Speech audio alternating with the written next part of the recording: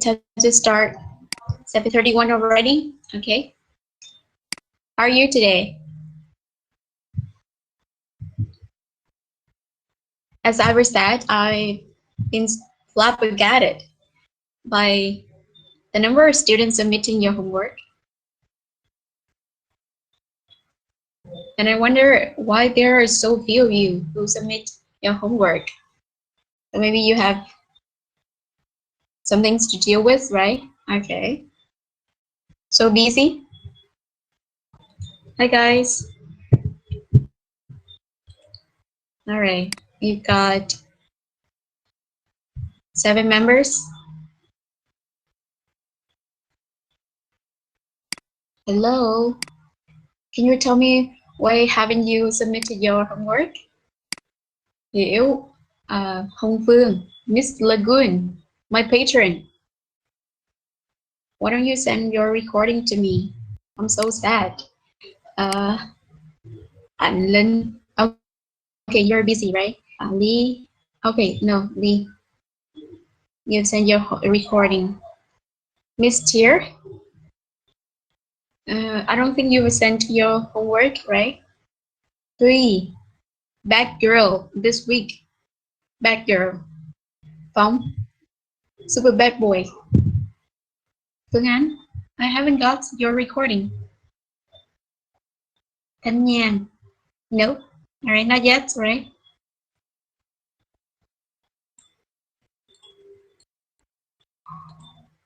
Hi guys, can you hear me? As we only have a few lessons yet, I hope you guys to submit your homework so that I can fully assess your abilities before we finish. Okay, it's just like a few words from the bottom of my heart, right? Okay, so we're good to go.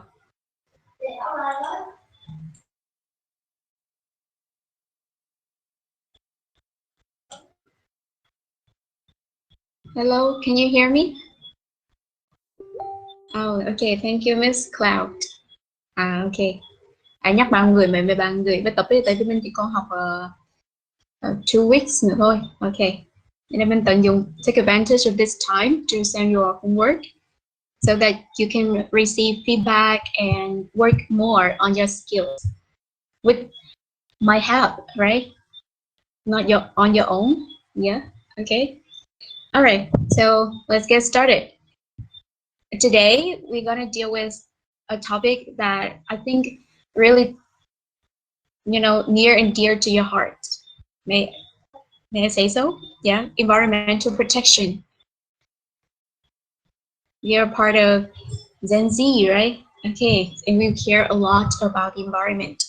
So I think this is a hot topic. So for number 1, I would like to find a word to paraphrase the word environment. Can you tell me the synonym of the word in the phrase the environment? The environment. I have it to stress here. Stress this phrase because environment is an identified noun. And so you have it to use an article, the environment. I think some students make the mistake of just saying environment. I would love to protect environment, but it's incorrect, unfortunately. So you have to say the environment. Remember that because it's like I think it can make or break your score in both speaking and writing, right? It's not just in speaking, in writing. If you write something like environment only, then you will lose mark.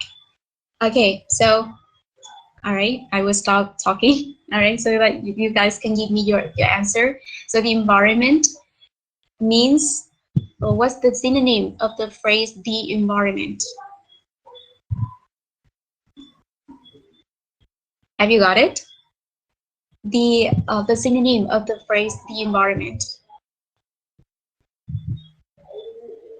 So we did learn in school the definition of the environment. Environment refers to everything around us. Remember that definition, right? The natural world, okay? I think the word habitat is a bit smaller in scope because habitat refers to the living environment of a group of um, like creatures,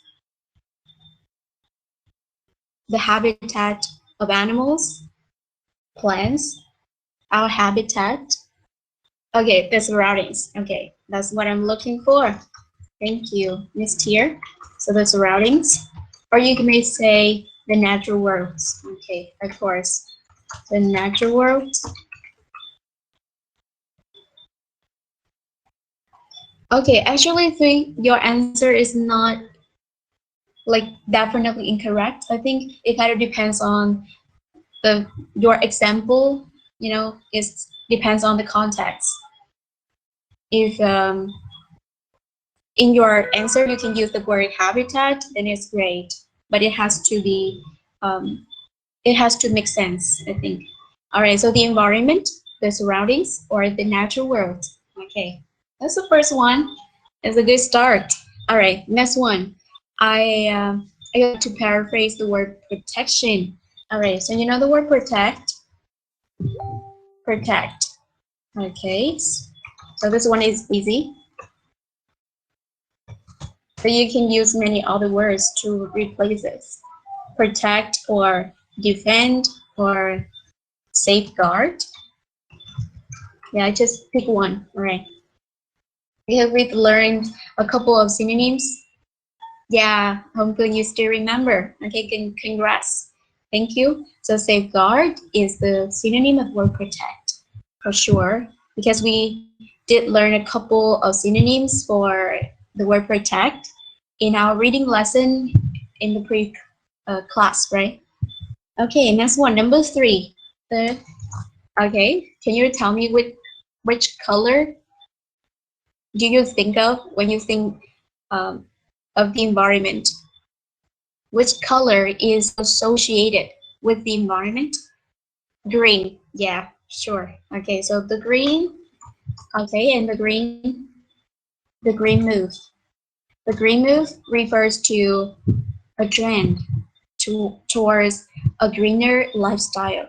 Yeah, so the green move, or you can say the green. Okay, I want to ask you guys this word.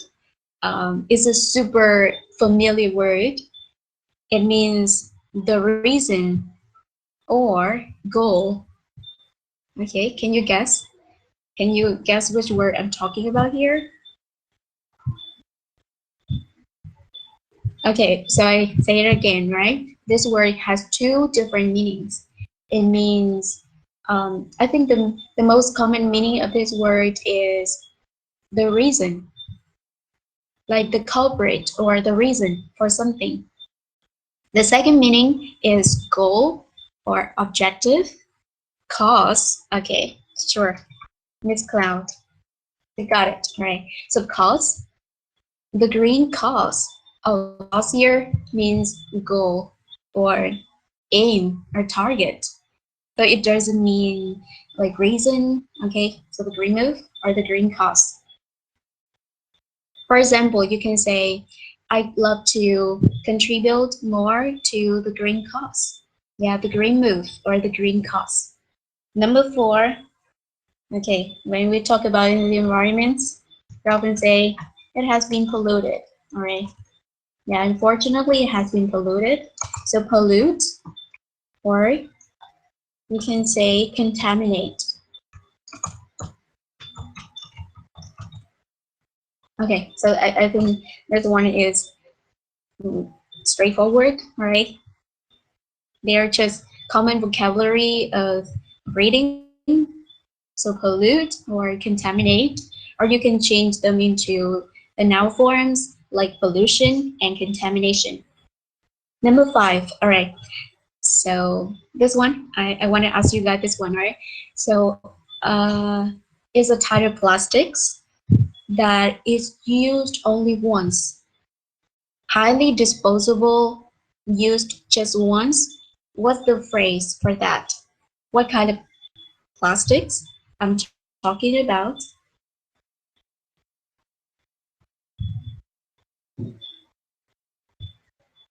Have you seen that phrase? Okay, a kind of plastic, non-reusable. Okay, yes, and definitely. So non-reusable. Is there any other word? Okay, non-reusable. Anything else? So you can say non-reusable, highly disposable, or anything else?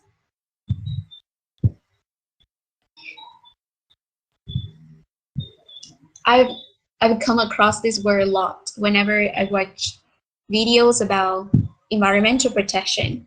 So they always say, try to reduce the amount of single use. All right, it means, you know, the word single, it means just once, right? So single use plastic. Okay, so you can use either of the two, so non-reusable or single-use plastic. Okay, what do I have for 6? It refers to a phenomenon when people just throw away old stuffs and try to purchase the latest items. So what kind of phenomenon am I referring to? Okay, the beginning letter is C. This is a phenomenon of a throwaway society, when people constantly try to purchase the latest stuffs and discard old items. So, have you got any idea? Okay, another clue is a noun of the word consume. Is a noun form of the word consume. Consumerism. Yeah, sure. Okay, consumerism. Absolutely. Can you give me the meaning of this word?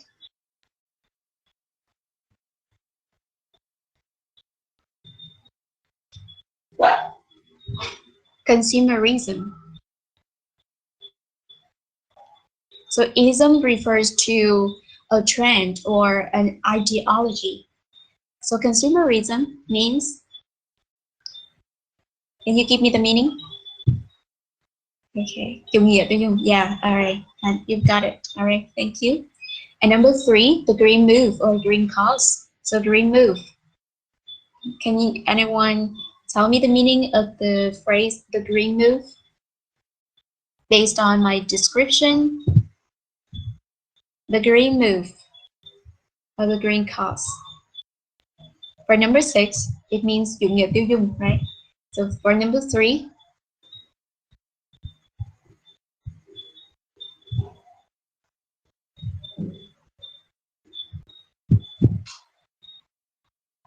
okay, so move here in this case means trend. Okay, trend. Remember that, all right? So move means trend. The green move,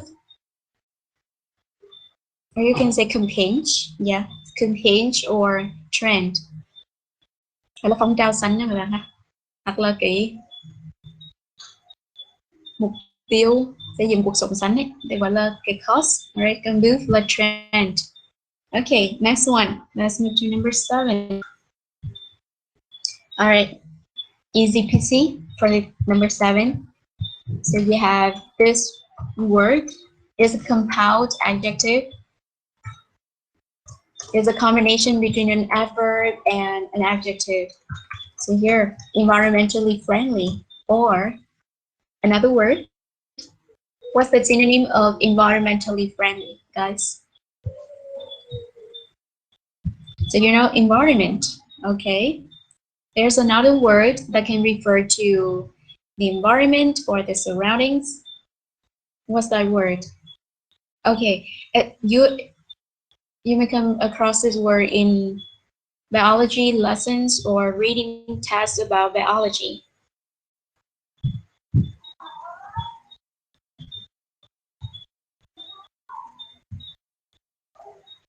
Any idea? Okay. I think you see this word a lot in tourism. When you travel, is a new form of tourism.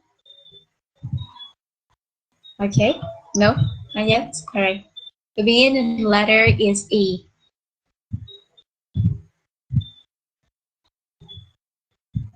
Environmentally green. Okay, yeah, pretty much so. But I think I've used the word green already. Okay, yeah, you got it. All right, so eco-friendly. That's the word, eco-friendly. Consumerism. Có bạn có comment về trên là chủ nghĩa tiêu dùng đấy. Thì có hỏi bạn. Cái adjective này. Consumerism is definitely a noun, right? Chủ nghĩa tiêu dùng. Nó refer to một cái phenomenon or trend. Consumerism. Và cái này thì lúc mà việc luận nha hay đi về cùng throw away society. Yeah, throw away society. A society that constantly dispose of things. All right. Okay, may I say here? Yeah. Throw away society. A throw away society.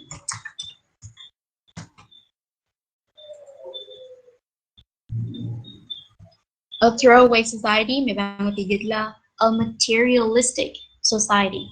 Một cái xã hội tiêu thụ, vứt bỏ những cái đồ cũ, còn mấy nơi cũ đó. A throwaway society. For number 8, all right, those 3 R's. So we should practice those 3 R's to live an eco-friendly lifestyle, right? So can you tell me what are the 3 R's here? 3 R's. So 3 R's stand for what?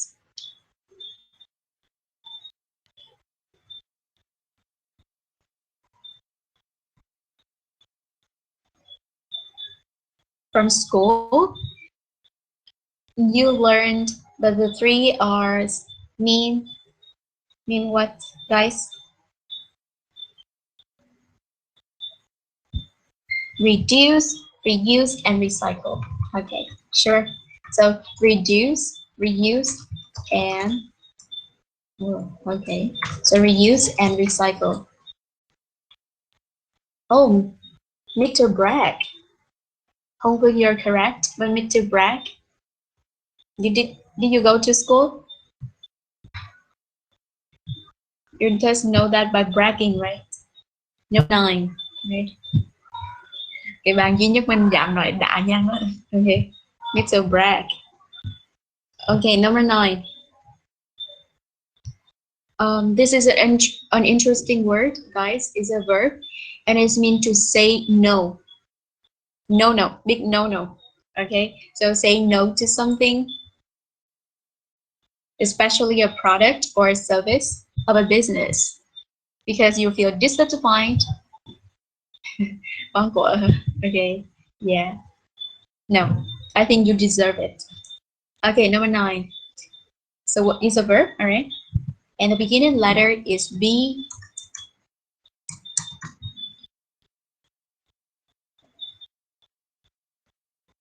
So it means to refuse to use a certain product or service because you feel dissatisfied with the business. So what's the verb here? Next letter, okay? O.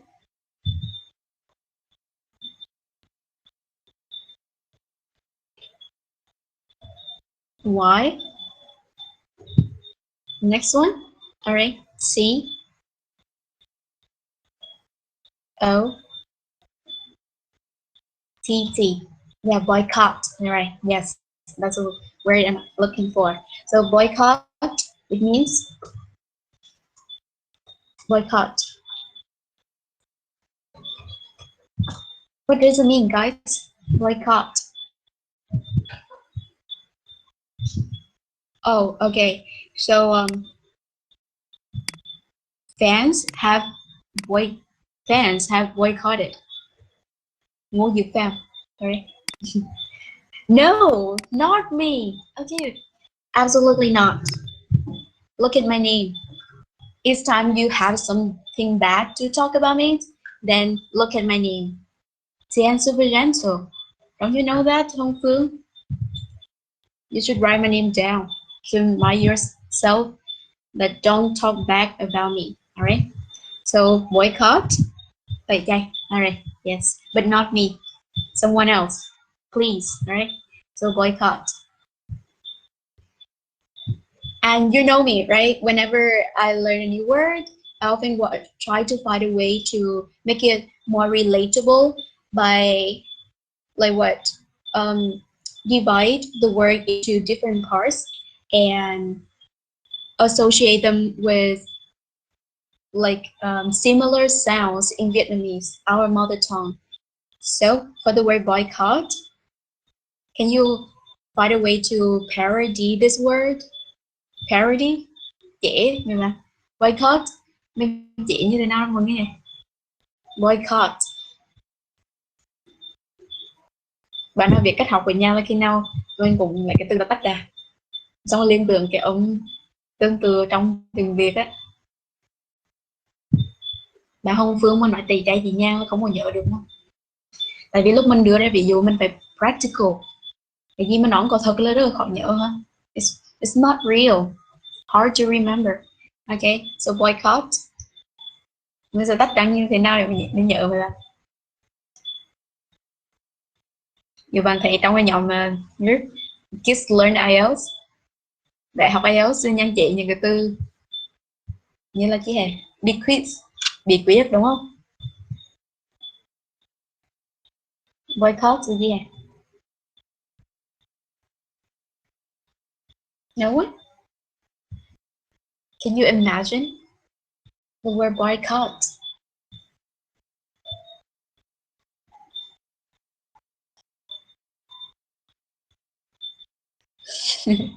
Okay, yeah. Mr. Tan, you never disappoint me. Okay. Mấy bạn nghe cái comment như thế nào là biết con người như thế nào đúng rồi bạn.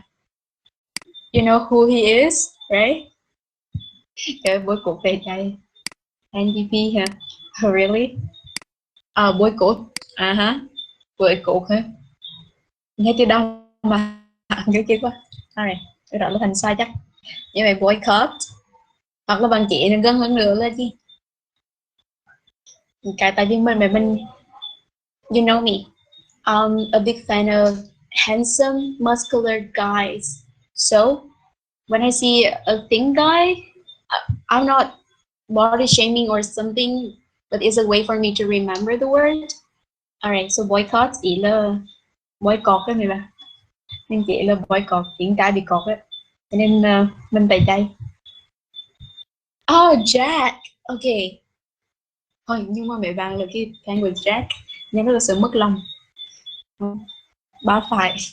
Okay, so boycott đó là bằng bảo phước. Mr. Bragg nói như thế. He said that I'm innocent. So boycott thì là tẩy chay boycott. Yeah. And the last one. Really? Okay. You? Oh, just me. All right. I don't see that. When you say something to me, I will tell it to the world. Number 10, the last phrase, really yummy, delicious, reduce, carbon, carbon. Cũng đang cho tiếng Việt này, giảm dấu chấm carbon. Nghe dấu chấm là cái gì mọi người?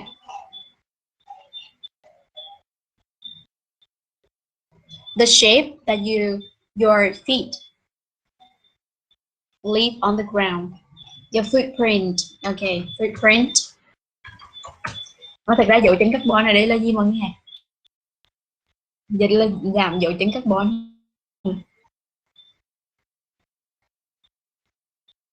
So it means to cut down on the amount of carbon, especially carbon dioxide, that you discharge into the environment.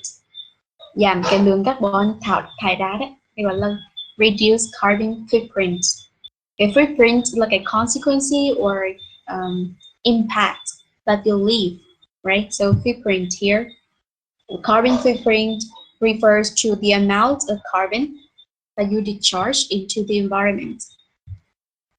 Yeah, basically that's it for the vocabulary. Okay. So let's have some practice, all right? Are you unclear about any words from 1 to 10? I can say the meaning again if you are still confused. No one? Okay, good. Then let's move to practice, right? These are my simple sample answers. I think it's best for you to deliver your answers first because I don't want you guys to be influenced by my answers and it's me feel like I'm imposing my ideas and thoughts on you. So I don't want that. All right. So let's have a quick look at the vocabulary from 1 to 10. If you're unclear, then you can ask me and then we can have some practice.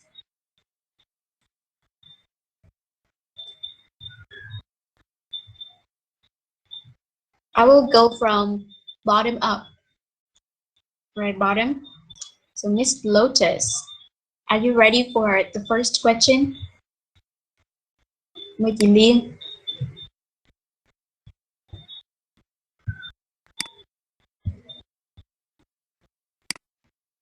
Not yet, all right. Okay, so I give you some time to review your vocabulary and collect some thoughts, right? Come up with some ideas to answer the questions. Các bạn xem. Ah, Mohan, okay, yeah. You volunteer? Okay, Miss Cloud, thank you. I love it. All right, Miss Cloud, can you go? Can you go first? Yeah. Okay, then give me two. Just plug in my earphone.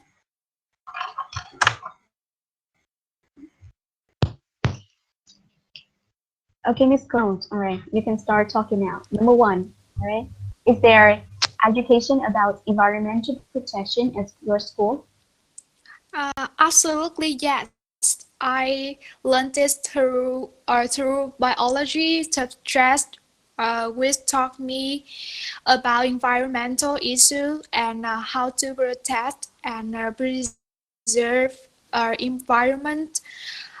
Besides, my school organized activity called Green Sunday every weekend. We have to collect garbage and uh, mm, um, and create fresh environment landscape and suppress the message about environmental protest awareness and green lifestyle to community. Okay, thank you, Miss Cloud. It's really clear. All right, and well thought out. Very considerate of you to go first. All right, and here's my feedback for you. The first phrase, I feel sorry for your mistake. So preserve the environment. You mistakenly said preserve environment. Okay, so it's a serious mistake. Remember that. So preserve the environment. Remember the article there? Because environment is identified now, as I said at the beginning of our lesson. Next one. This word is spread. No, not spread. Spread. Okay, so as is a weak sound. So you go over it really quickly. You don't say spread because that way that word sounds as if it had two syllables, which is clearly incorrect. So that's my feedback for you. Two mistakes, Miss Cloud. But overall, you have a great answer, and I appreciate your bonus to go first. Thank you, Miss Cloud. Right? Hy vọng Anh sẽ đắt ngang như bà nội nha. Okay, thank you, Miss Cloud. Alright. Và ở đây cũng là một cái mistake và bạn cần chú ý. Còn cái từ thì mình lại không phải đọc mà bạn có một cover hiện được cả cái âm trong đó, hoặc là các bạn bị cái ending sounds. Rồi bây giờ có bạn là ngược lại, tức là đọc rõ từng âm một nhưng mà không phải thế nào cũng đọc các cái âm nó ngang nhau như vậy. Giữa từ spread cái âm s nó là chỉ âm phụ thôi. Như bạn đọc là scratch, giờ mình đọc là derive. Ok, có nhiều bạn đọc như này deriver, deriver, thì bạn sẽ hình dung đến là refer to tài xế, đúng không? Yeah, the one who controls the car or the vehicle, but no, they are talking about the word drive. Okay, drive. Mình chỉ cần phát âm có cái thừa âm một xíu là nó cũng thành từ khác. So be careful. Alright. Next one. For number one. Any volunteers? Miss Cloud rồi đúng không? Vậy bạn nói hả? Oh, Miss Lagoon. Alright. Familiar faces. Những gương mặt thân quen. Alright. So, yeah, Miss Lagoon. Alright, go ahead. Thank you. Yes, alright. Question number one. I will read the question for you. Is there education about environmental protection at school?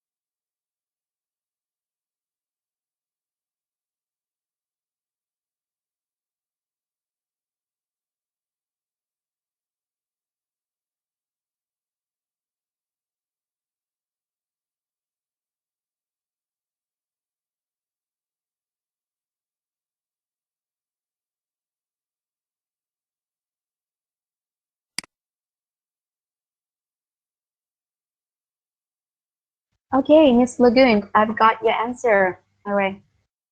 Pretty nice, but still there's something to work on, like the word organized. All right, so you say your school organized, and here you mispronounce ed here. All right, so you have to say organized, d, right? Organized. The environment, once again, is a recurring mistake, right? So the environment, not just environment. Protect. I don't think you had any ending sound with the word, right? So protect. All right. Next one, surroundings. Remember, it's plural. Look at number one. I say the environment, the natural world, but the surroundings, because it's a plural noun. And next one, you say every summer. No, you say what? In the summer every year or each year. Yeah, every. I'm sorry. I'm trying to recall what you said. In the summer every year. I think you should like you should just have said like every summer is enough already. So there's no need to say every in the summer each year. Or if you don't want to say just every summer, you can say each year in the summer. I think we should put the year first and then the season. Okay. All right. That's my feedback for you, Miss Lagoon. Yeah, pretty good job. Thank you. Next one. Cece? Cece, right? Okay. Anyone else?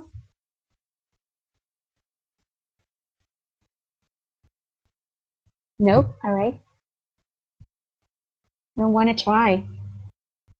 The first one. Okay, maybe the second one, right? The second one. So who volunteer? So I need two or three students to answer question number 2. What have you done to protect the environment?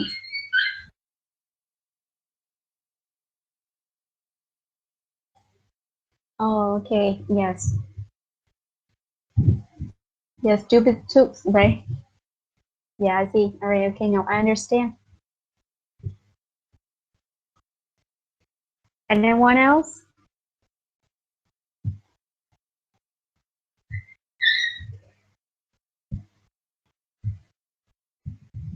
Miss Lotus, are you ready? Miss Lotus, Miss Letter, Văn Thư này, Di Liên. Hôm nay những bạn phải dự trước ha. Những bạn này để về trực tiếp practice đúng không? Nên Nhan hả?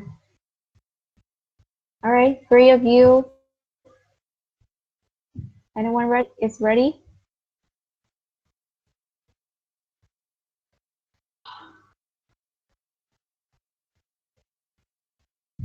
Not yet? Alright. Okay, I'll give you some time to practice. Right. Oh, okay. Yeah, Thanh Nhan hả? Yes. Oh, no worry. Okay, no worries.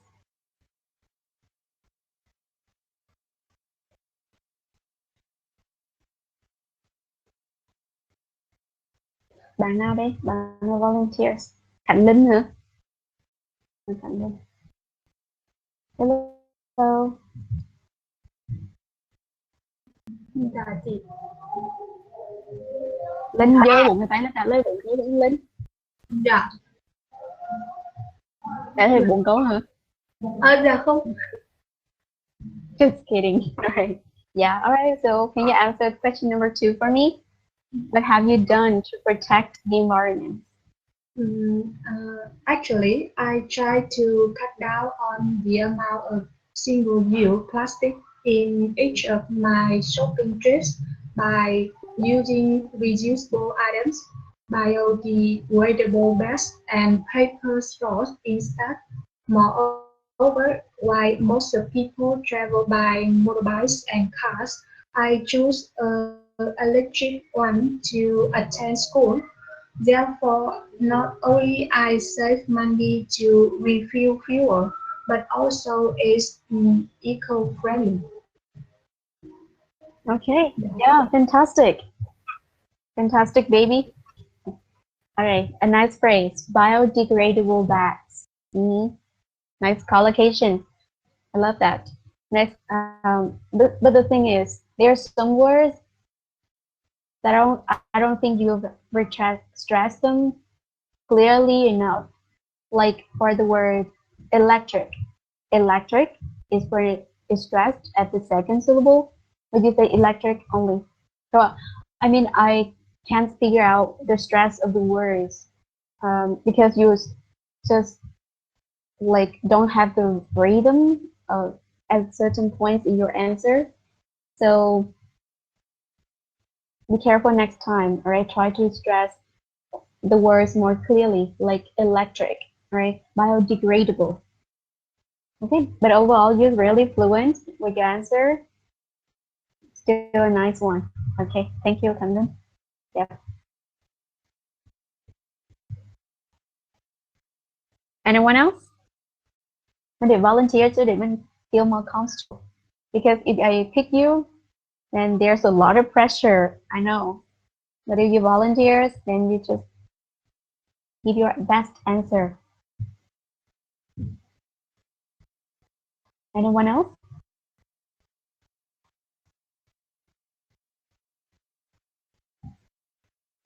Okay, waiting. All right, for the next one.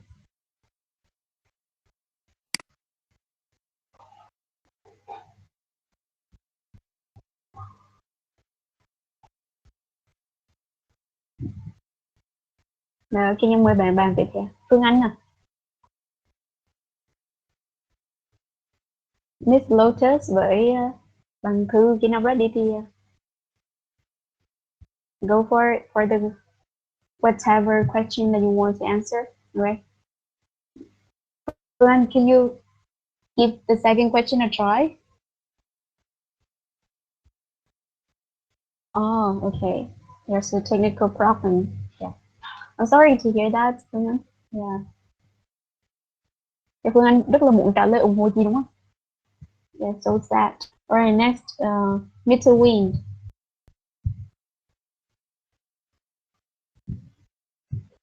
Hello Wind.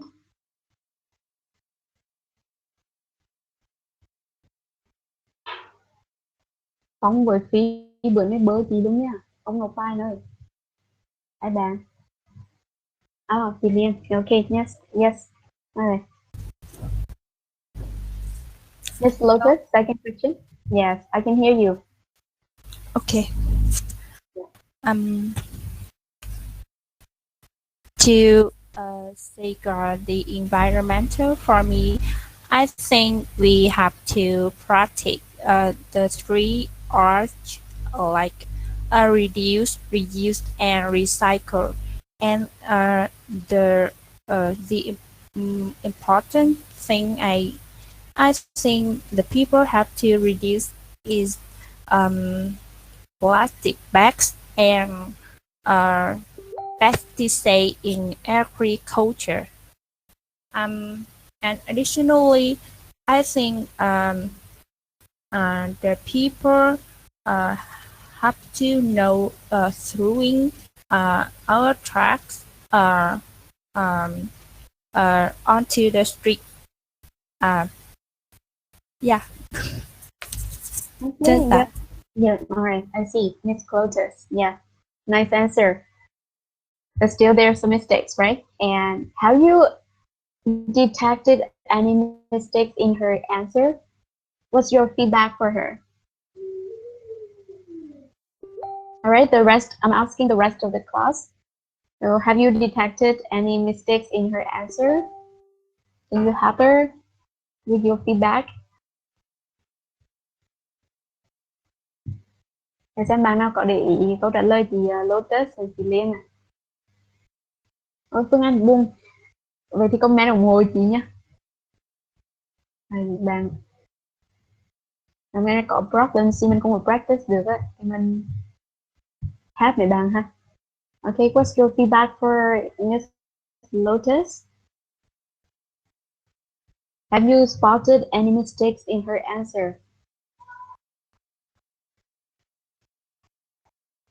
Okay, listen more carefully next time, right? Alright, so here's my feedback for her. To safeguard the environment, not the environmental. So, yes, he makes a mistake with the word born there. And next one, this word. Cái từ mà thuộc trừ xấu rồi đó. Thuộc trừ xấu cho mình gọi là từ gì hả? A type of chemicals that you use to eradicate pests. So you have to say pesticides, right? Pesticides. I think you mispronounced the word, Miss Lotus. So pesticides. First syllable, pesticides. All right. Okay, good. Next one. No problem. Anytime. I'm super gentle, Miss Lotus. Okay. Next one.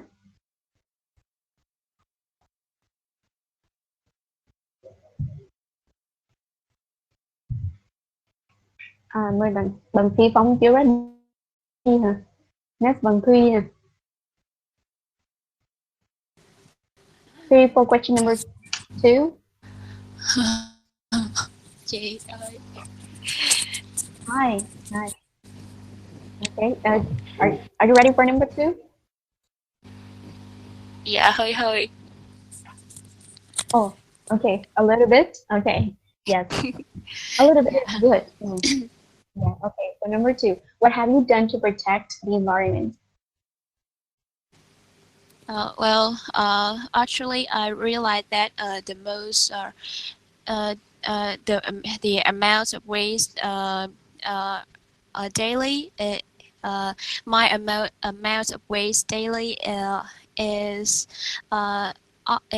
most of the plastic bags. So I prioritize to use paper bags to go shopping or supermarket every day, and also I use I usually use a plastic straw plastic straws to make some decorations.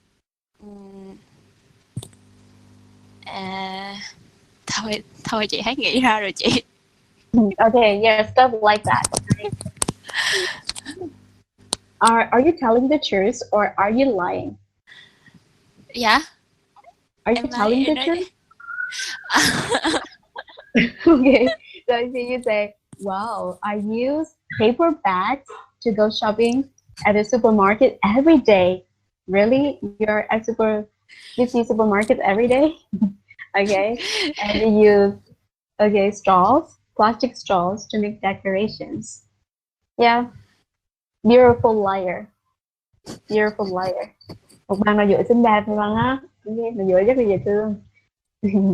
Ngày nào đi siêu thị á, mà mang cái paper bag rồi, rất là important conscious. Rất trẻ tuổi luôn. Okay. Alright, thank you so much for your answer. Alright, I just find it funny, but it's not. There's nothing wrong with your answer. The only thing is that you should keep the hesitation a bit shorter. Okay. As for the vocabulary or grammar, no, I don't think there are any serious mistakes to talk about. All right. Thank you, Ufi, for your answer. Love the answer. Okay. Next one. Có bạn nào comment xem. Bằng phí hả? Em vừa đi ăn về. Rồi ok, chắc là full of energy to answer my question, right, Phi?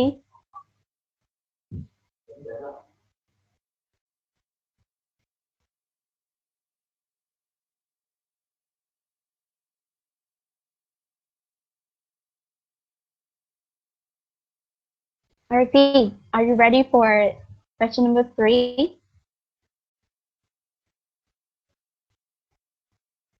Oh, okay, I see. So you just had dinner, so I assume that you have plenty of energy to answer my questions.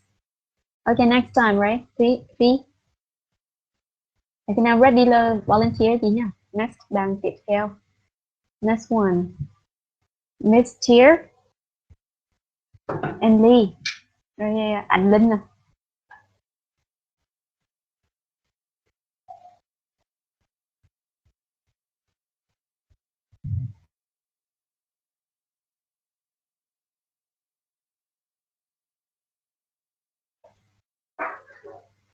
Yeah, Miss Tier. Yeah, I'm calling your name.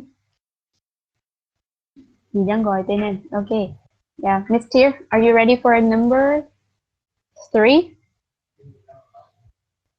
Một câu hỏi về lương tâm này.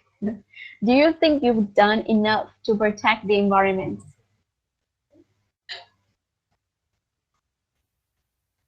A little bit of soul searching. Đó là tư vấn rồi đó.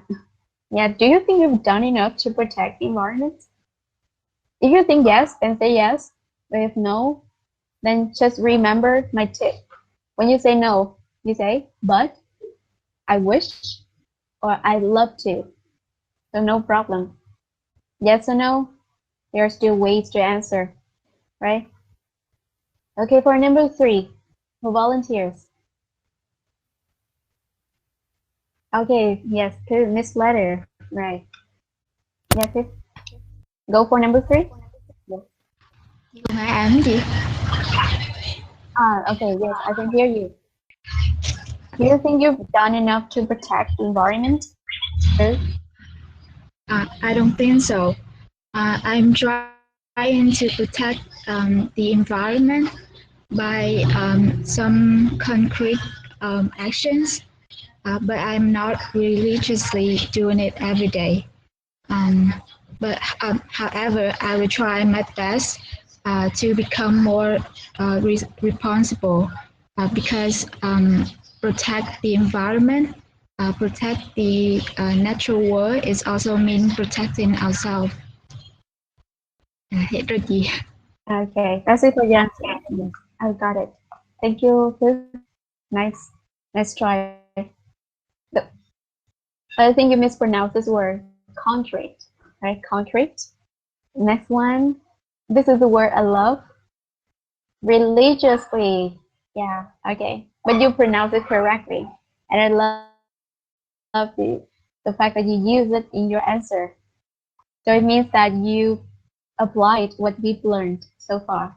So religiously, nice. And the last one.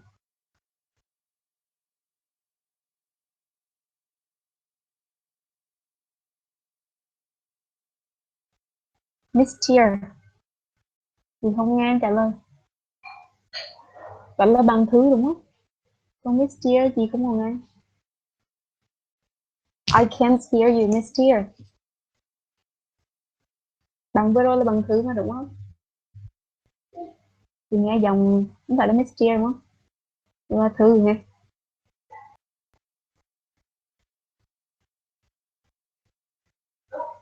Như vậy bằng thứ thì chỉ có từ là constrict đấy thôi, còn lại cái từ religious vì sai hay mất.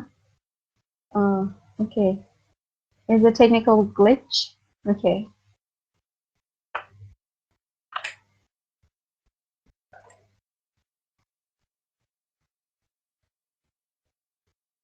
Tặng cho mấy bạn hôm nay mà bị lộ kỹ thuật á, thì cùng ngồi học cho đỡ buồn.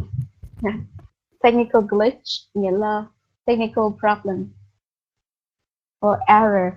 Technical glitch. Đúng là có một lỗi của bằng thứ nữa. Nhưng hẳn nhìn câu bằng mixture quên mất. Là cái từ ourselves, not ourselves. Thì bạn nhớ là cái từ duy nhất mà có thể cả singular và plural là từ yourself. Yourself or yourselves. But ourselves nó phải số nhiều plural, okay? There's no singular ourselves. No, ourselves. All right, thank you too for your answer. Next one. Next.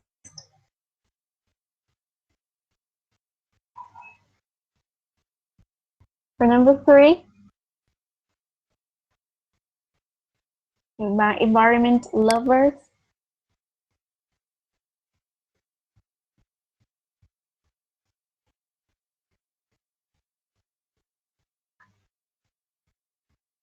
One of volunteers now. Okay, Miss Dear, yeah. Try again, yes. I'm listening. Hello, Miss Dear, out rồi là rejoin lại đi. Không có nghe vậy nữa. I can't hear anything.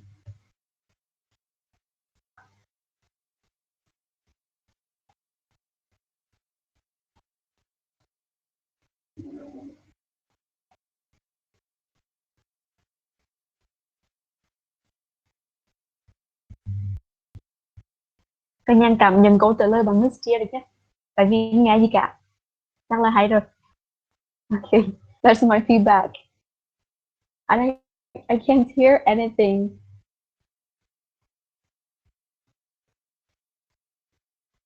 Next one, mời bạn tiếp theo nha.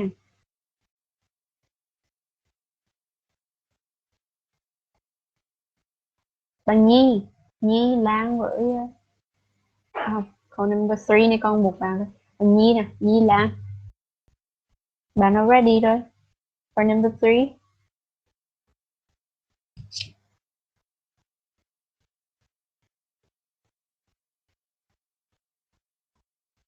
Nhi. Còn comment chứ đó đúng không? Em quên. Bằng Lan. Yeah. Okay, Lan. Yes. I'm glad to hear from you. So number 3, do you think you've done enough to protect the environment? Honestly speaking, I think that I have not done enough to protect the environment because what I've done is really it's very little to protect all our environment, and I often I often plant more tree around my house and follow the follow the 3 R's, uh, like reduce, reuse, and recycles. But I I think that every cloud had a lining. Every cloud had a silver lining. So I believe that someday before what I've done before will have our environment to become more and more better. To become better day by day.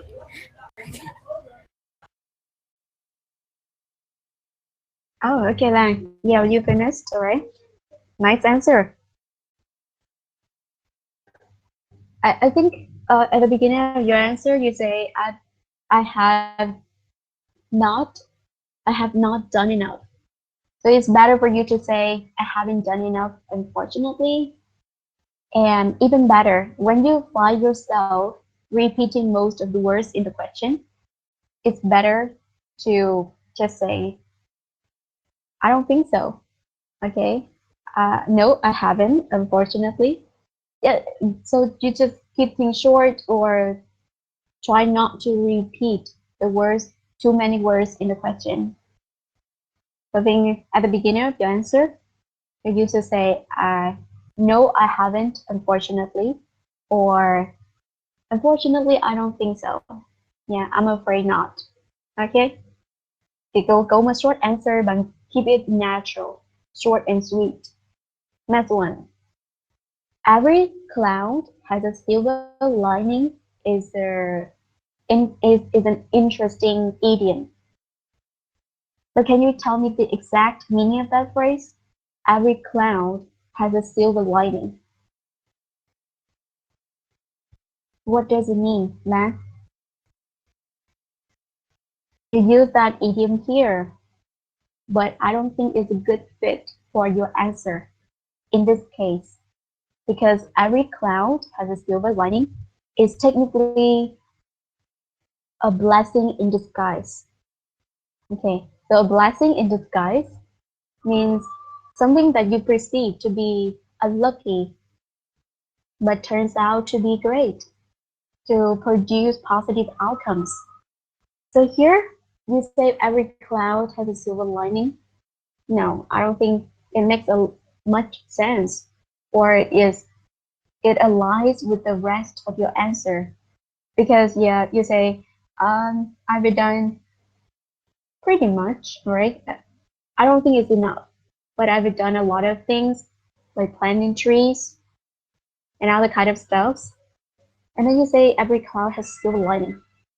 It feels like you're trying to put it there and it doesn't fit. Yeah. Các bạn hiểu every cloud has a silver lining hoặc là a blessing in disguise. Vâng, là nghĩa là trong cái rủi có cái may. Và trong này thơ đang nói về protect the environment. Kiểu bà nói này. Okay, there's a scandalous pollution case in your neighborhood. The river has been polluted, but thanks to that incident, people have become increasingly aware of the need to protect the environment. Bạn đưa thấy ví dụ nhá, tức là ví dụ trong cái khu mình sống ấy, có cái dòng sông bị ô nhiễm, tức là nó là một cái misfortune, right?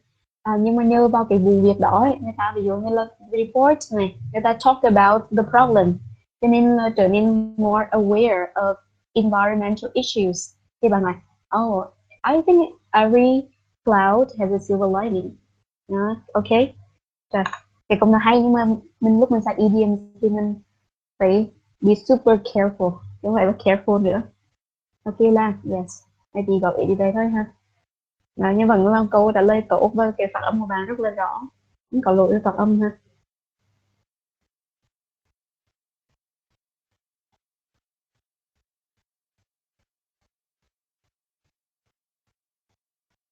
Rồi, bữa nay mời bạn chơi văn vẽ idioms. Một cây lân chẳng nên non là cũng cây chùm lại nên hòn núi cao à. Bạn nào biết cái câu này nghĩa là gì mọi người? Sorry, tức là câu này in English. Does anyone know that phrase? Không, Phương chỉ nghĩ là không, tại vì lúc mà bạn nói mà bạn từ sao hả? Lúc mà nói từng việc á, mình nghĩ theo mình nghĩ là cái này á, lúc mà mình viết cái essay thì ok, nhưng lúc mà nói nghe cứ dựng văn vẽ ra kiểu tập nghe rất là phony, giả tạo. Là cái câu này lúc mà đọc phát thì nhanh chỉ thấy người ta sai là the power of strength. I believe in the power of strength. So every individual's efforts in protecting the environment are relatively small, but the ripple effects of their actions are really huge over time. Chứ bạn chỉ có nói là I believe, không Phương cái gì câu full luôn nữa. Ý là cái câu answer của em ấy, em bật mic lên trả lời thì xem là trong cái context đó thì câu này hợp. Hả? Là thúi hả? Không, tại vì thật ra cái câu đó là có nhiều cái versions lắm. Thì phải nghe cái câu của em để biết cái context, để tìm idiom hay là để cùng phrase nó hợp hơn ấy.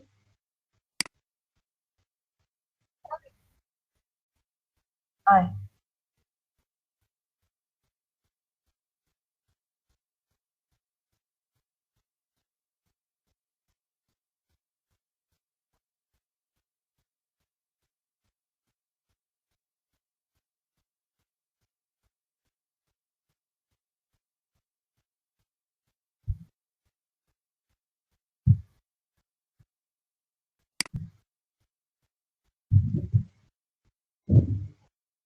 Có ông cho ta có câu nữa.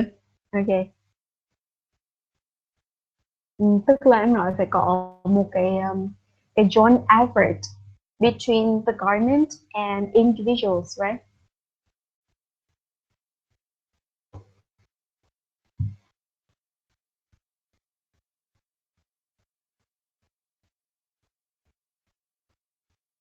Ok, chị get được idea của em rồi đó. Rồi.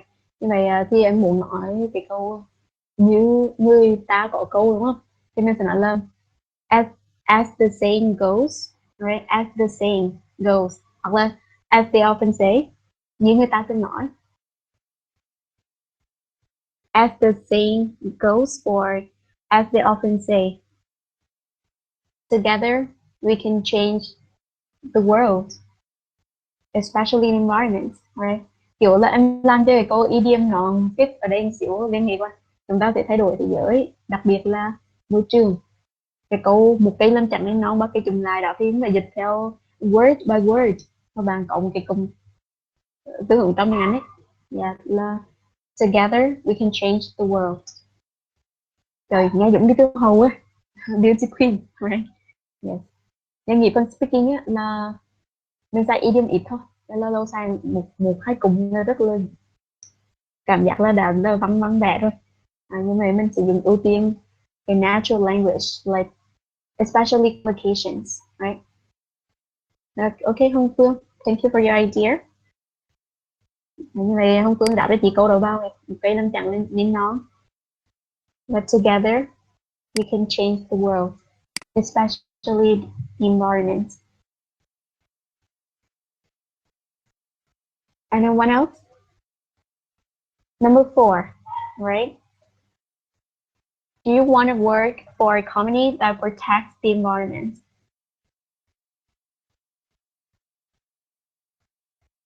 The future workforce. What do you think about this question? I would like to invite Hiểu thành Beauty Queen of Phước. Yeah. Any one of you volunteers?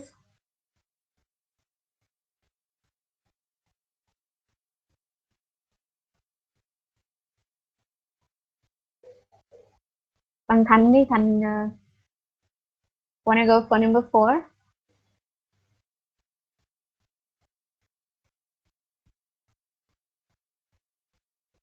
Okay, yes. Good. Go for it. Number 4. Tin nhắn chị. Yes, I can hear you. Do you want to work for a company that protects the environment? And Um, well, honestly, I have never talked about that idea before, but yeah, why not? Sounds like a good idea to me. Maybe a non-governmental organization with a kind of environmental oriented policy, such as reduce the amount of non-reusable stuff, is my way to go options. And I have some kind of firm belief that these such organizations can bring about a brighter repercussions for our surroundings by raising individuals' awareness about the environment, as well as actually initiating some kind of practical campaigns to improve our environmental status, not just some kind of lip service. Yeah, right. wow, impressive. Yeah, Yeah, well right. done. Excellent. Okay. He talks like a representative. Yeah. Những đại sứ rồi mà ha. Rất là fluent, right? And well-developed answer. Okay, nice. No comments, all right? I love the way you developed your ideas. Okay, next one. Bạn has done a great job. About everyone else?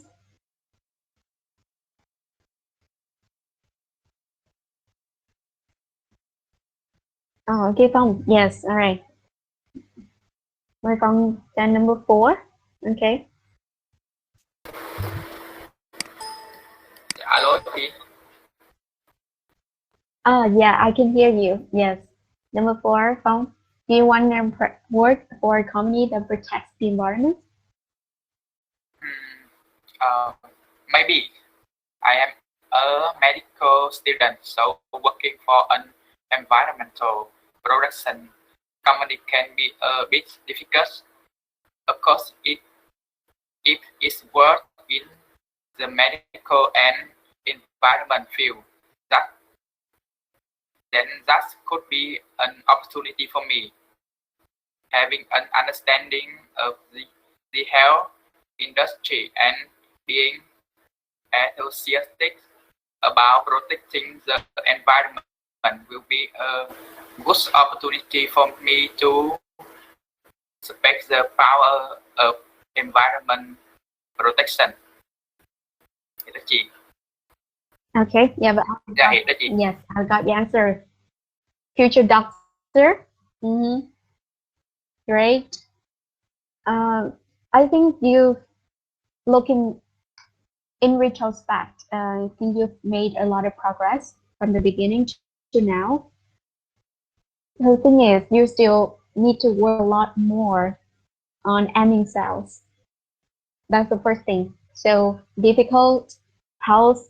There's a lot of words that you miss aiming cells. It's really hard for me to follow if you don't have aiming cells, because as I said, sometimes aiming cells can mean the difference between your understanding and misunderstanding of a certain sentence.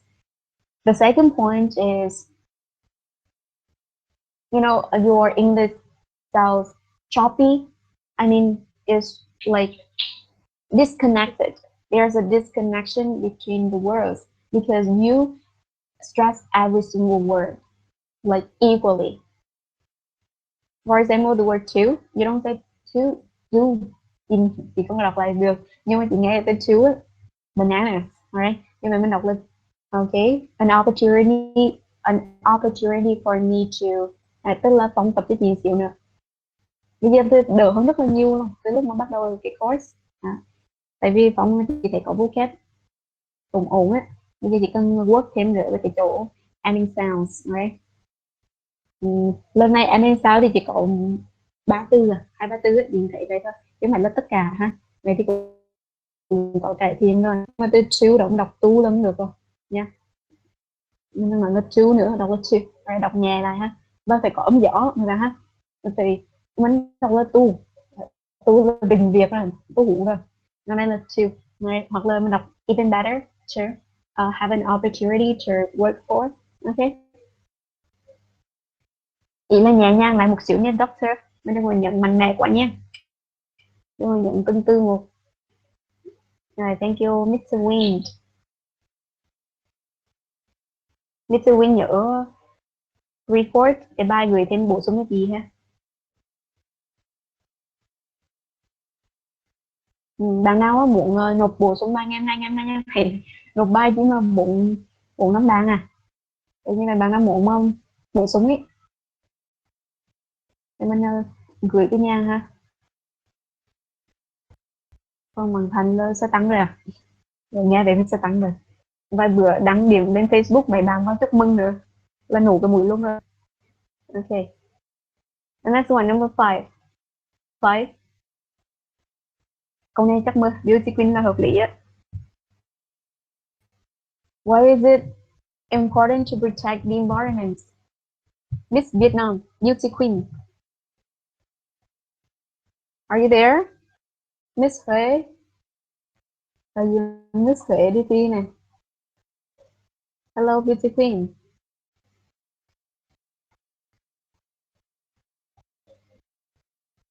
Okay, she's not there. Next Phượng nè. Đại diện Huế đi thi nộp. Mr. Brad.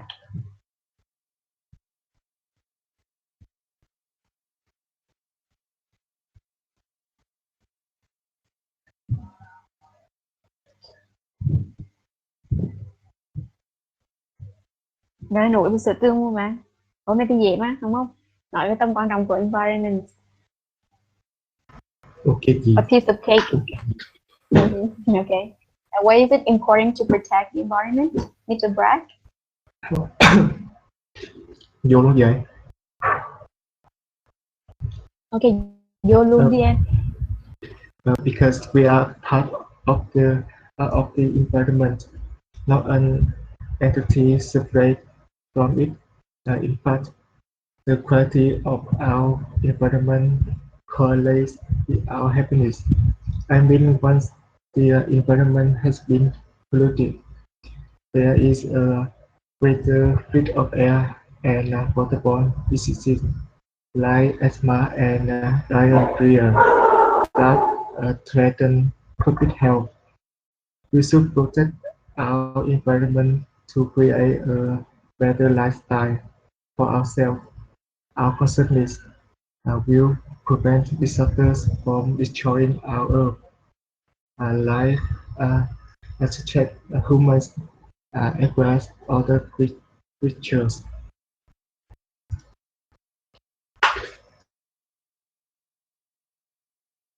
Nơi Phượng đọc lại chị những từ sau đây ha. Từ mà riêng biệt ấy, em đọc lại gì được không? Can you pronounce it again? Từ gì chị? Từ tách biệt á. Em đọc như nào? Từ biệt mình nói. Separate. Separate. Yeah, separate. Separate. Từ separate. Yeah. Âm ớ đó. Đúng rồi. Tức là từ separate. Mình đọc là A đó là lúc mà đọc verb. Còn một số bạn là cũng nhầm lẫn lúc mà đọc như là một tính từ là cái động từ này bạn. Ví dụ như chấm bài vừa rồi có bạn đọc là content. Nhưng mà content là adjective. Còn danh từ là content. Phải nhớ một là bạn content là nội dung. Rồi bằng vựng này, mình đọc là separate. Separate là adjective. Còn separate là lúc mà động từ em đọc mạnh là đọc là A. Separate. Còn tính từ là separate. Yeah, separate. Đọc nhẹ thôi. Rồi next ha. Em đọc lại cho chị cái từ bệnh tật bao nhiêu nè. Diseases. Diseases. Okay. Em hồi chị nghe diseases như vậy cái từ diseases. Right. Okay. Good. Next cái từ bản thân chúng ta ha. Chúng ta là từ bản thân. Ourselves. Yeah. Ourselves. Plural. Remember? Okay. Plural. Yeah, phải nói số nhiều chứ. Ourselves. This is a reflexive. Ourselves. Có S thôi, em đọc ourselves thôi. Okay. Thank you Phượng nha. Yeah, okay. Thank you for the answer. All right. Good job. So ourselves. This is a this is a plural reflective pronoun. Gọi là đại tư phản thân số nhiêu đó bạn ha. Để chọn vô tin rồi. They're storming the house. Cổ vũ đúng không? They're cheering for you. Go for it. Yeah, all right. So far, so good. No, don't shut up. Okay, poor me. Don't shut up. Okay, so let's have a look at my sample answers.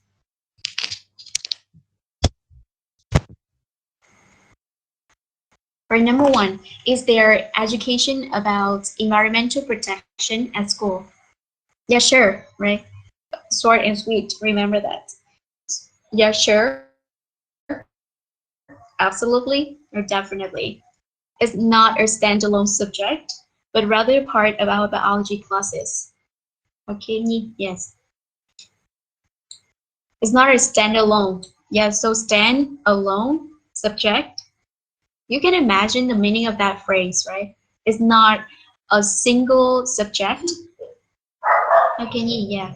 All right. So standalone. I picked this word up when I read books. All right. So, you know, when it comes to books, there's a standalone book, or there like a series of books, like the first book and then the second book. Like, I mean, the sequel, right? But a standalone is mean just one, right? So I mean, environmental protection is not a subject per se, và nó có những cái cụm per se đó, per se by itself. Riêng bản thân nó thì không phải là một cái môn học riêng biệt, but rather part of our biology classes. Cái này bạn để ý là tại vì đây là phần speaking, not writing. Có những bạn là do nói rất là mượt nhưng mà nghe unnatural. Okay. Thì ở đây thay vì bạn nói là okay, yes, definitely I studied it in biology classes. Okay, but you sound like a robot. You're right, but you sound like a robot, not a human. Okay, and no offense. All right. So I say it's not a standalone subject, but rather part of our biology classes. Of course, with but few lessons. So but here, what does it mean? Can you find out the meaning of the word but for me, please? Based on this context and the help of your dictionary, can you figure out the meaning of the word but here?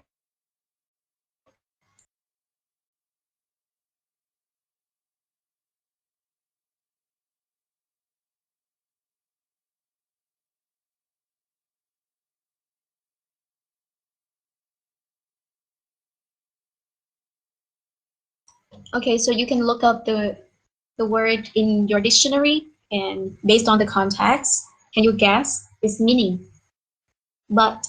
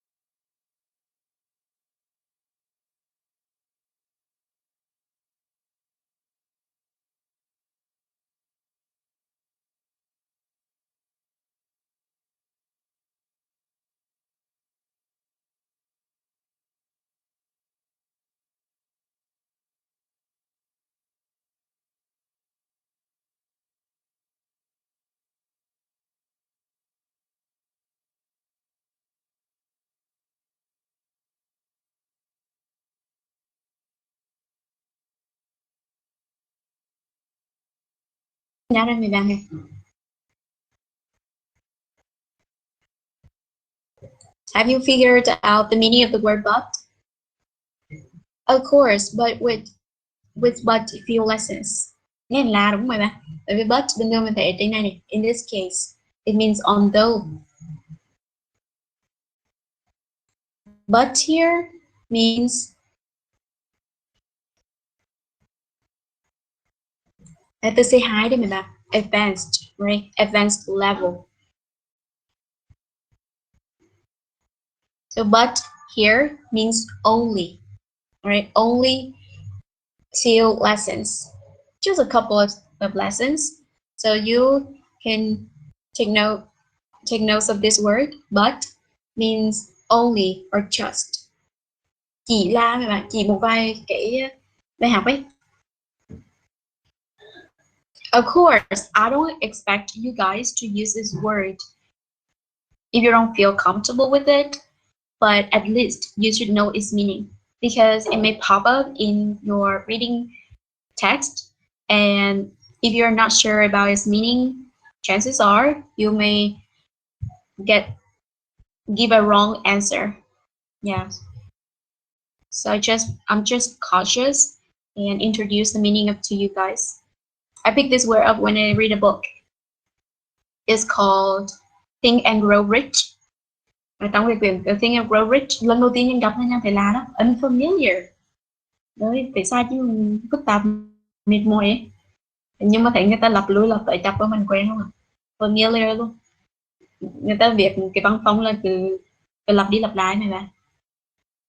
Rồi ha, nhưng mà được là gì? We can't go into much detail about it. Okay. Về bài học, thứ nhất là nó không phải là một môn học riêng, chỉ học một phần như những cái lớp sinh học thôi à.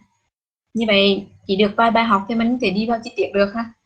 We just gotta learn basics like the hazards facing the surroundings and what actions we can take to do our part for the green cause. Do our part. In other words, contribute. Yeah. So this is a more informal version of the word contribute. So you say do our part or contribute.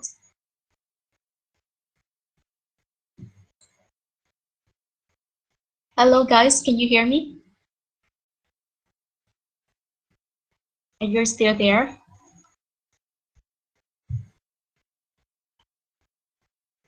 Okay, thank you, Miss Cloud.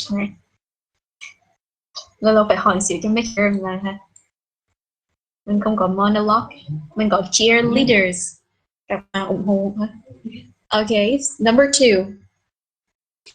What have you done to protect the environment? Actually, what I've done so far is pretty much the 3 R's. You know, reduce, reuse, and recycle wherever and whenever I can. To be more specific, I've got into the habit of finding a new use for plastic bottles and aluminum cans. Also, I try to cut down on the amount of single-use plastic in each of my shopping trips. So aluminum cans. Do you know the meaning of this phrase? Aluminum. Oh, okay. This is part of the structure, the 3 R's.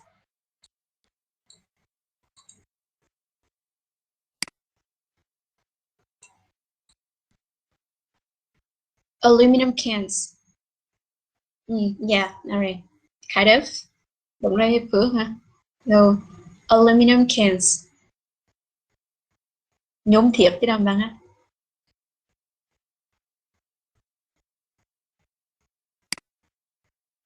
Dùng mấy cái hộp gì à? Tuner cans, right? Also, I try to cut down on.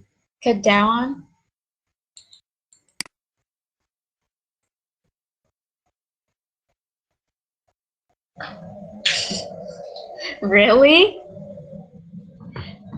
The dogs are your cheerleaders and assistants, right? Good goal, đúng không? And the amount of single-use plastic in each of my shopping trips. All right, single-use plastic. Number 3, do you think you've done enough to protect the environment? To be honest, I wish I could say yes, but no, not enough yet. Cut down on. Em bị ảo ảnh hồi cấp 2 luôn hả? Why? Why you say you've been obsessed with this word ever since your secondary school? What do you mean? It's too familiar for you? Me? I'm just curious.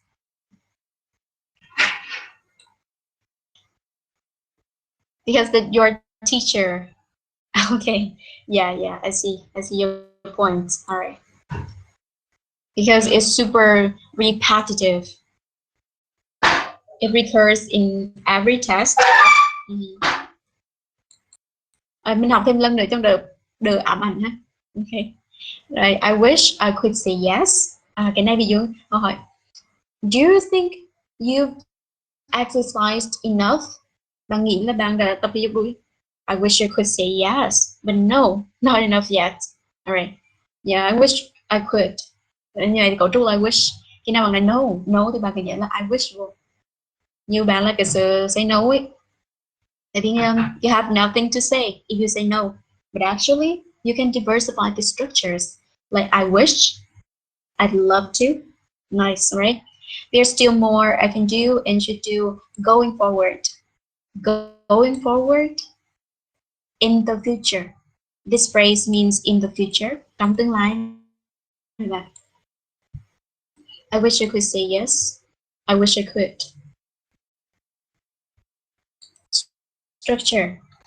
For example, I intend to boycott the fast fashion industry that fuels consumerism. Ví dụ như là em định là boycott, tẩy chay cái ngành công nghiệp fast fashion industry, thời trang công nghiệp, ngành công nghiệp thời trang ngắn that fuels mà thúc đẩy consumerism, dùng nghiệp tiêu thụ ha. Trời, sâu sắc quá, right? So deep, right? What with waste and pollution, that industry bugs me an awful lot. And now cái cấu trúc what with này có nghĩa là nào là vì cái này, nào là vì cái kia. Cái này nha lại pick được trong cái số là Dr. Phil. Alright, what's with bad behavior and foul language. Này là hư này, hư hỏng rồi, chị bày này, kick it out of school. So what with này tức là bạn đưa ra những cái reasons, a list of reasons. What with nào là vì cái này và cái kia. What with something and something else. That industry, cái ngành công nghiệp đó bugs me an awful lot. So bugs me means bothers me or irritates me. Khiến cho tôi bận tâm hoặc là bực mình ấy. An awful lot. Thì tất nhiên bằng biết là a lot, right? I love you a lot. I love you an awful lot. Không phải mình yêu mà mình tệ. Có nghĩa là yêu rất nhiều. So, love you very much. I love you an awful lot. So, an awful lot, too much, right? Câu này để nhấn mạnh đó mấy bạn ha. An awful lot. For example, you can say, my IELTS teacher talks an awful lot. But she says an lot, right? So an awful lot, very much. Number 4, do you want to work for a company that protects the environment? Absolutely, why not, right? Right now, I'm quite satisfied to be your self-employed teacher, but were I to do job hopping? Bây giờ hiện tại mình rất là feel comfortable with where I am now, but were I to do job hopping? Đây là một cái special structure của cấu trúc gì nên mọi người? What kind of structure is this? But were I to do job hopping? So were I to? What kind of structure is that?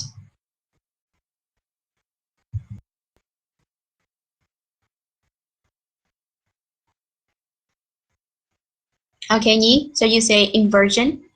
So inversion of what structure. What's the original structure? Yeah, conditional sentence, type 2. Okay, yeah, that's it. All right, so type 2 conditional sentence. In the inversion form, were I to do job hopping? I think I did use conditional sentence, type 1, inversion before. So I say, should I, all right, should I? You can say, should I? But here, were I to do job hopping, I would go for an organization with eco-friendly policies in place, such as reduced carbon footprint initiatives. For example, if I were to work for an English center, I would love to see green policies in place, like some field trips, okay, to the local park. No, I'm bragging. Đang nổ rồi bạn ơi. Thôi như vậy, were I to do something, nếu mà tôi như thế nào đã có điều kiện là hai đạo ngữ hết. Đưa were ra, xong subject, xong to do something. Reduce carbon footprint initiatives. Vậy là những cái chính sách để giảm hiệu carbon đấy. Yeah. Eco-friendly policies. I believe that, okay, so I'm giving an explanation here. I believe that when a company cares enough to fulfill its corporate social responsibilities, it must have a healthy working culture where employees are encouraged to work ethically and give back to communities. Care enough. Nếu mà họ đủ quan tâm để fulfill its corporate social responsibilities, gọi là trách nhiệm xã hội của doanh nghiệp ấy, thì nó chắc hẳn là, đây một cái cấu trúc nữa mình có sai rồi, it must, chắc hẳn là. Có nhiều bạn học rất là tâm linh này, mình cứ practice đủ nhiều ấy, là điểm mình sẽ cao. No, you have to practice with the right method. Thì bạn thấy tiêu chí địa điểm của mình sẽ là vocab, grammar, fluency, and pronunciation. May I put pronunciation first? Okay, so pronunciation, vocabulary, grammar, and fluency. Thì bạn cần based on these criteria để mà học thôi ha. Như vậy bạn thấy pronunciation thì mình chú ý ending sounds, rồi word connectors. Rồi tiếp bạn có cái phần vocabulary. Vocab thì cái khúc đầu giờ nhưng giới thiệu đó. Đây, những cái vocab này thì mình sẽ áp dụng về chủ đề environment. Rồi còn structure, bạn thấy rất là đa dạng, diverse. Structures that are used are really diverse, and it takes a lot of practice, guys. It's not just like typing down and trying to compose a nice answer. What matters is in real time, how can I deliver such an answer, right? And next, fluency. You need to use some fillers to buy some time. Như vậy bạn có những cái fillers, vừa ra là gì? I wish I could, và vừa đa dạng structure và có buy some time để mình suy nghĩ. Rồi, ok, mình nói nha, cụm này mình có học trong phần writing rồi. Corporate social responsibilities, trách nhiệm xã hội của doanh nghiệp. The corporate này, corporate tức là related to business or business related, của đoàn thể doanh nghiệp ha. Must have, must, chắc hẳn là bạn đưa ra một cái guess mà bạn certain. A healthy working culture, một cái văn hóa làm việc lành mạnh. Như vậy những cái cụm này nó vừa giúp cho mình trong phần speaking, còn writing chắc chắn rất là hay. Healthy work culture, work ethically, làm việc có đạo đức ra. Như vậy trả lại cái là gì, đóng góp trở lại cho cộng đồng, give back to communities. Alright. Thì tức là nhằm đưa ra cái short answer này, đưa ra theo kiểu nhưng mà phải đặt ra giả thuyết, đúng không? Conditional và explanation. biến tấu một xíu từ cái fixed structures của mình là short answer, explanation, and example or result. Và có nữa thì là cái feeling ha. Rồi bạn nào chưa bắt nhịp được cái câu trước đó thì mình cho câu number 5 đi. 5, right? Như vậy short answer, câu trả lời ngắn ha. Đây là cái form của mình để trả lời trong phần speaking part 1. Câu đầu tiên bạn đưa ra cái short answer, thẳng trực tiếp. Next bạn đưa ra explanation, giải thích nha. Hoặc là cái biến là result, cái hệ quả. Do đó vì vậy chẳng hạn, as a matter of fact, therefore, as a result. Okay, next one là tất nhiên là cái này nhân duyệt có thể explanation hoặc là result. Next là có thể feeling, cảm nhận của mình, hay là opinion. The part 1 thì về yourself, right? Cho nên là có thể feelings or opinion. So for number 5, why is it important to protect the environment?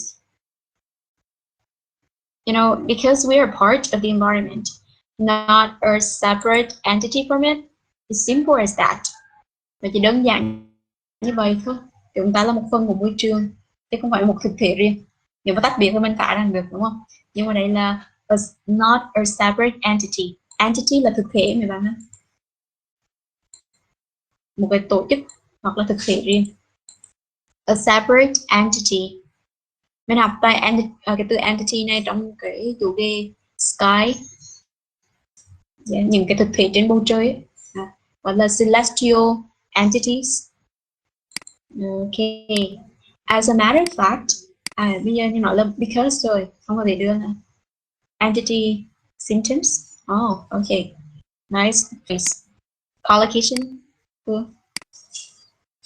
As a matter of fact, I'm a medical student. So as a matter of fact, the quality of the environment correlates with the status of our well-being. Correlates with, it means relates to. What is more advanced, for sure, okay? So correlate with or relate to. I mean, once the environment has been polluted, there will be a higher risk of airborne and waterborne diseases like asthma and diarrhea that pose a threat to public health. So higher risk of airborne and waterborne. What do these two words mean, guys? So airborne or waterborne?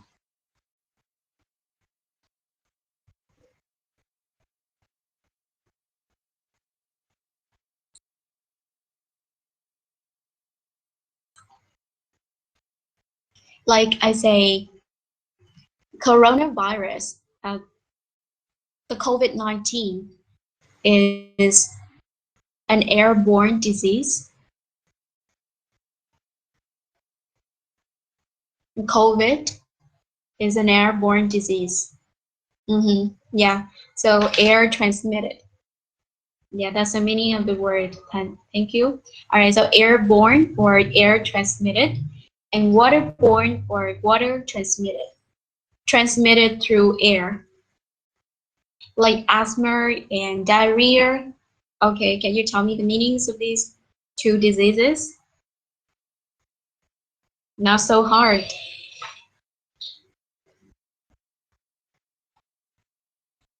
Asthma and diarrhea pose a threat to public health.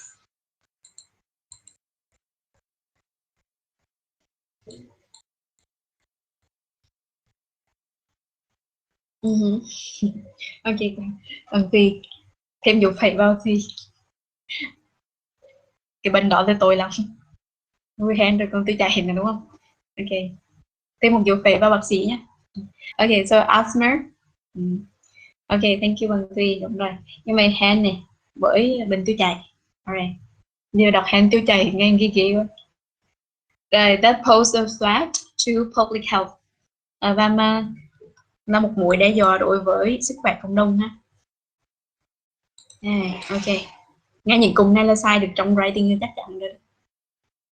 Thật ra những cái cụm phrase này là nhân là ở trong phần writing rồi. Đến speaking là Thì nhiệm vụ của mình chỉ cần làm cho nó natural hơn xíu, mình chỉ đưa ra cái quan điểm sai lúc nào stuck thì you know, right? Rồi.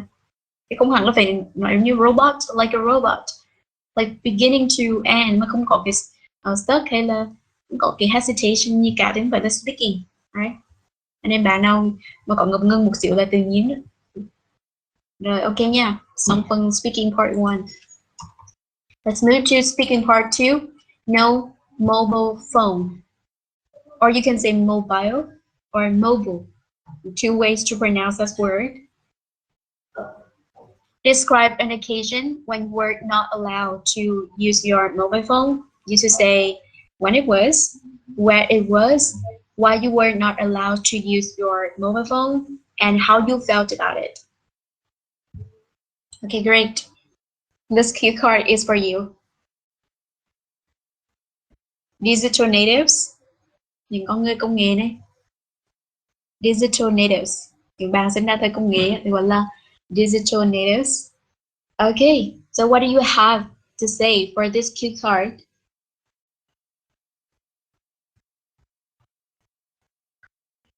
I'm waiting. Can you suggest some situations in which you were not allowed to use your mobile phone?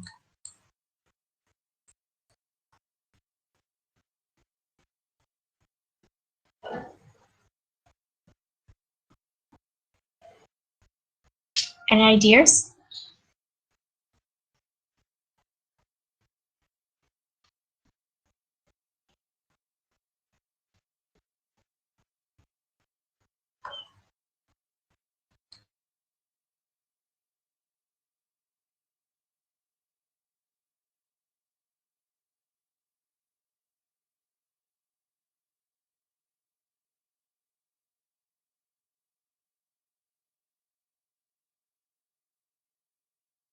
In workplace.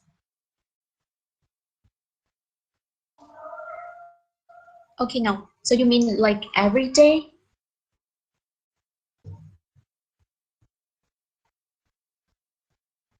So you mean is part of the rule of your workplace to not to use your mobile phone?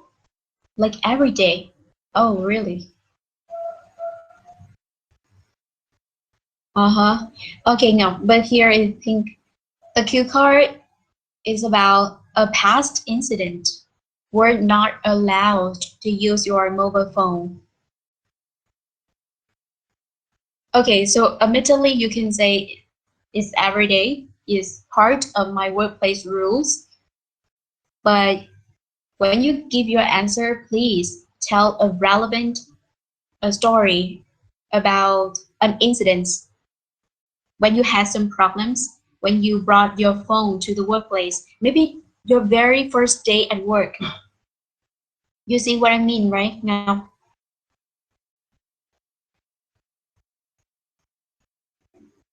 Okay, yes, you got it. All right.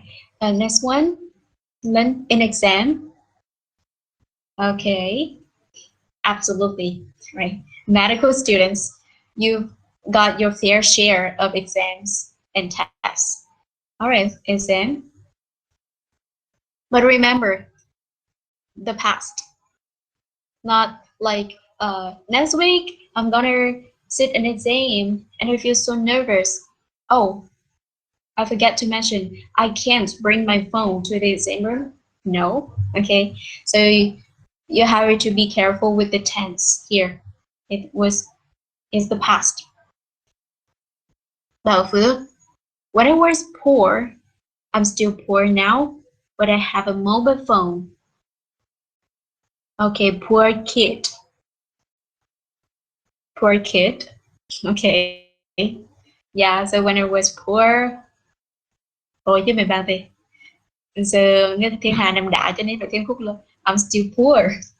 Okay. Phước mình kỳ giả đôi, bây giờ mình rich kid Phước ơi. When I was poor, I didn't have a mobile phone. But the problem is the cue card is about an occasion where you were not allowed to use the mobile phone. Pretend. Okay. Nhưng mà chị nghĩ ở trong cái keyword này họ nói là mô tả một cái dịp. Tức là bạn thấy cái keywords như nói là lúc mình trong cái speaking and writing ấy, ở về phần speaking part 2 mình phải analyze cái keyword. Keywords ở đây mình là có occasion này, not allowed, were, okay, không được ha. Use your, use, okay, your mobile phone.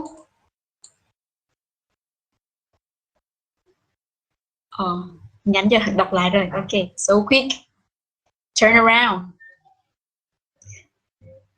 Quay đầu là bờ em nè. Rồi next Toàn Thành này.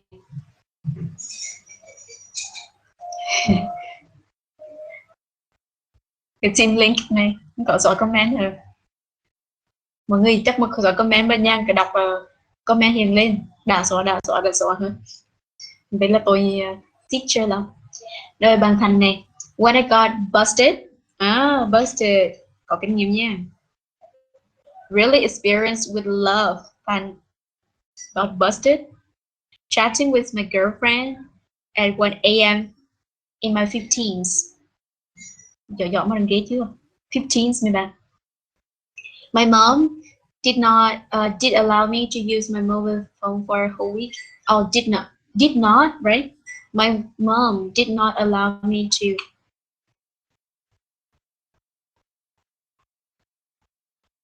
Really? So my mom, you mean did not, right? What you say did allow me to?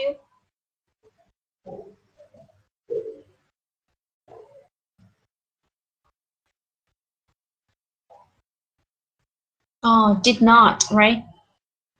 Okay. Your sentence, yes, your sentence may lead many to think that your mom was a bad mom. Mẹ thấy con dụ được em rồi.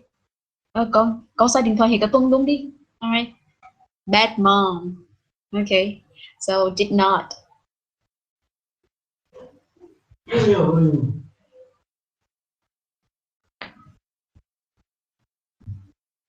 Cái kiểu my 15 đó thì nghĩ là thường người ta nói là in my 10s, the 20s, 30s. Ý là những cái số chẵn ấy. Còn em muốn nói là in my 15s.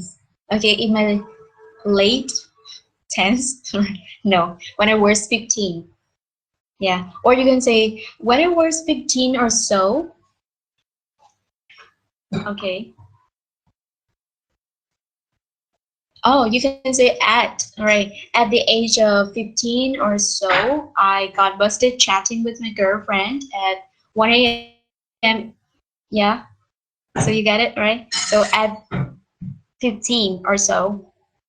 Chắc là 15 tuổi hoặc là đại loại như vậy. At 15 or so. Em có 15s, em có 15s. Trừ cái lúc mà em nói năm, ví dụ như in 1915s. Yeah. Okay.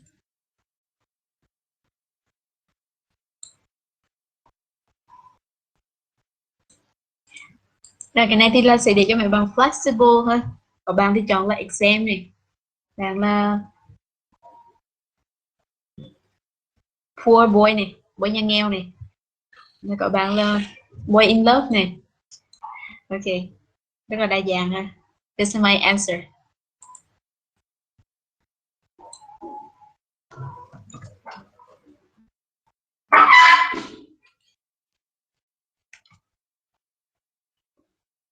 Tại vì em biết là cái example answer này có thể không có relevant lắm. Yeah, I'm not sure it's true for every one of you because it's just my personal experience. So I'm gonna talk about time when I attended a meditation course that was an embarrassing experience for me. So you see, a meditation course. Okay, guys, so do you think I'm telling the truth or lying here? What do you think? So here I'm telling the truth or telling a lie? Vậy là người thật lên nổ đây mấy bạn. Just guess.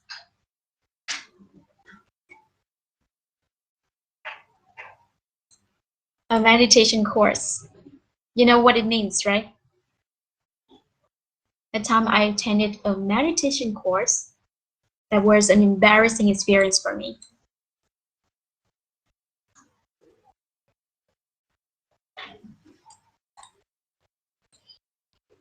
Để cho các bạn xem thử là I'm telling you the truth or just telling a lie. Let's wait and see, alright? So a meditation course là khóa thiền định ha. Rồi, an embarrassing experience, một cái trải nghiệm dị dục. Biết những bạn ở khu vực khác có sai từ đó không? Nhưng mà Huế là khi nào dị dục á? Nghề của em. Okay. Yeah, meditation, you mean meditation, right? Bạn meditate nhưng mà nằm rồi bạn. An embarrassing experience for me? When? It was years ago. I don't remember the exact time, but it was years ago. At that time, I was having some time off school. Bạn nhớ cái kịch bản này đi, tại vì bữa giờ mình đưa ra cái script là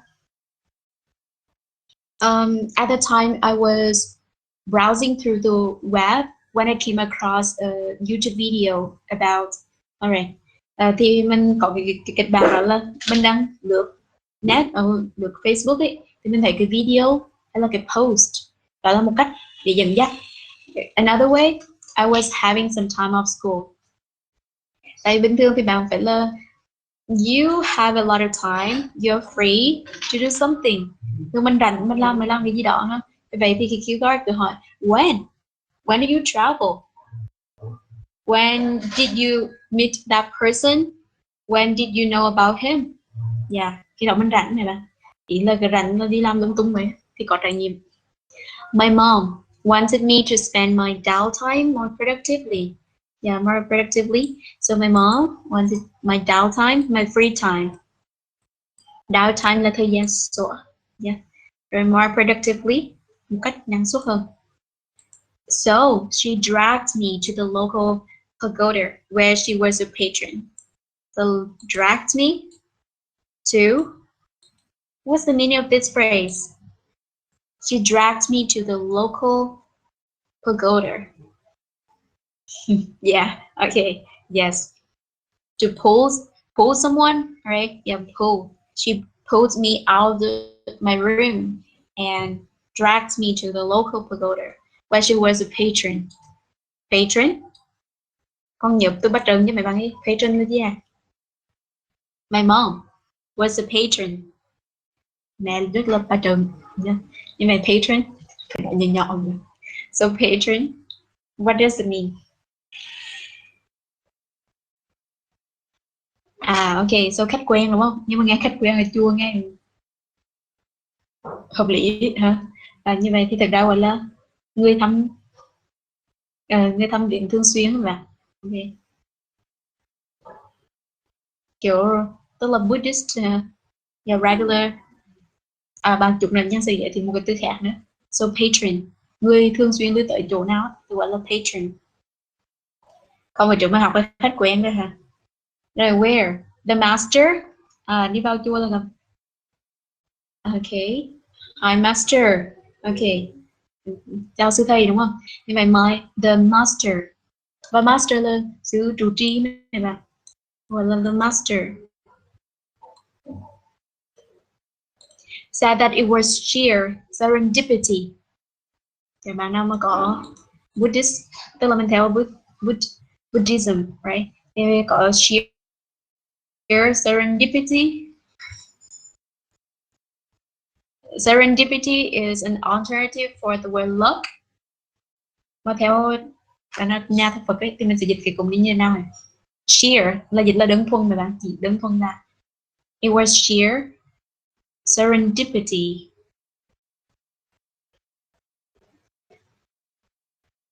Cái này là gọi như là fortune or luck or chance. Chance, it was sheer chance.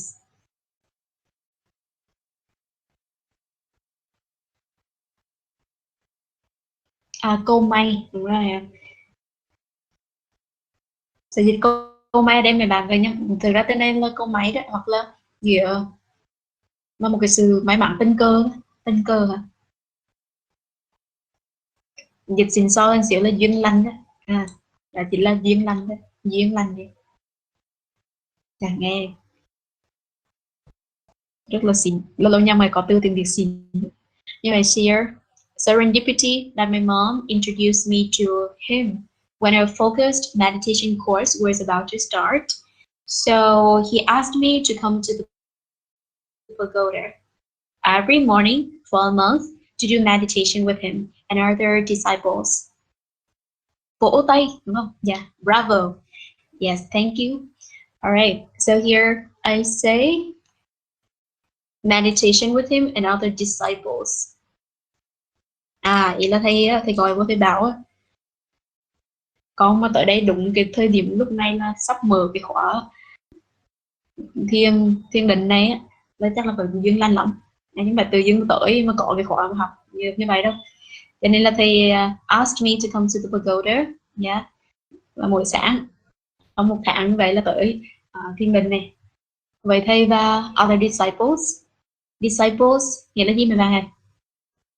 So in our class, but here at the pagoda, so there's a master, there's me, right? There was me and other disciples. So disciples means what? Disciples just mean followers. Followers. Môn đồ, đúng rồi, chính xác. Yeah, you nailed it, right? So disciples or followers. Chứ vậy là những người follow đó hả? Như vậy. Đây dịch là môn đồ. Giống kiểu students nữa, students. Nên hiểu là students, followers hoặc là students. Môn đồ. Từ nay em biết được từ phần reading đó. Học từ reading. Không ngờ sai được luôn. Rồi why này? From the first section. Bây giờ mình kể tới tại sao vậy? Tức là nhân đi theo ở Q ở trên bài thôi. Mình đã có phần introduction, rồi đến when, khi nào, where, ở đâu. Rồi next video why này. Từ cái buổi luyện tập đầu tiên, bạn có cái từ buổi là từ section nhé. Thầy mình sai từ class, mình sai từ section. We were told to switch our phone off or to flight mode to avoid external distractions like text messages and phone calls. Là phải tắt đi, tức là mình phải vào trọng tâm luôn rồi, là switch our phone off or to flight mode. Ý là không, thực ra we're not allowed to use the phone, không được sử dụng điện thoại nữa đã. Tức là mình cần phải tắt điện thoại hoặc là chuyển qua chế độ flight mode. Alright. External distractions. Mình biết distraction rồi. Người vật kia sao nhãn đúng không? Như vậy external là from the outside, things that cause you to lose focus. External distractions dịch là gì? Những cái mấy bạn dịch tiếng Anh hả chị ta? I'm stuck. Những vật gây sao nhãn tôi phải bên ngoài hả? Yeah. Những điều gây sao nhãn tôi phải bên ngoài. External distractions. Ví dụ như là tại vì mình phải đi chi tiết vào cái focus của mình là cái khúc we're not allowed to use my phone. Nên khúc này nhân sẽ dài hơn xíu hơn. We all strictly follow that rule. Chúng tôi theo cái quy tắc đó, quy định đó một cách chặt chẽ. Strictly follow that rule.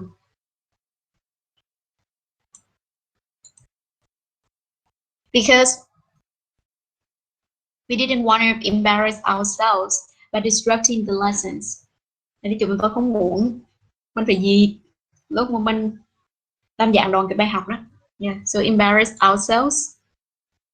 And remember, ourselves, plural. Disrupting the lessons. Giảng đoạn ha. However, by the second one, alright. Nhân nói đến cái buổi thứ hai mình quên. However, by the second one, that had completely slipped my mind.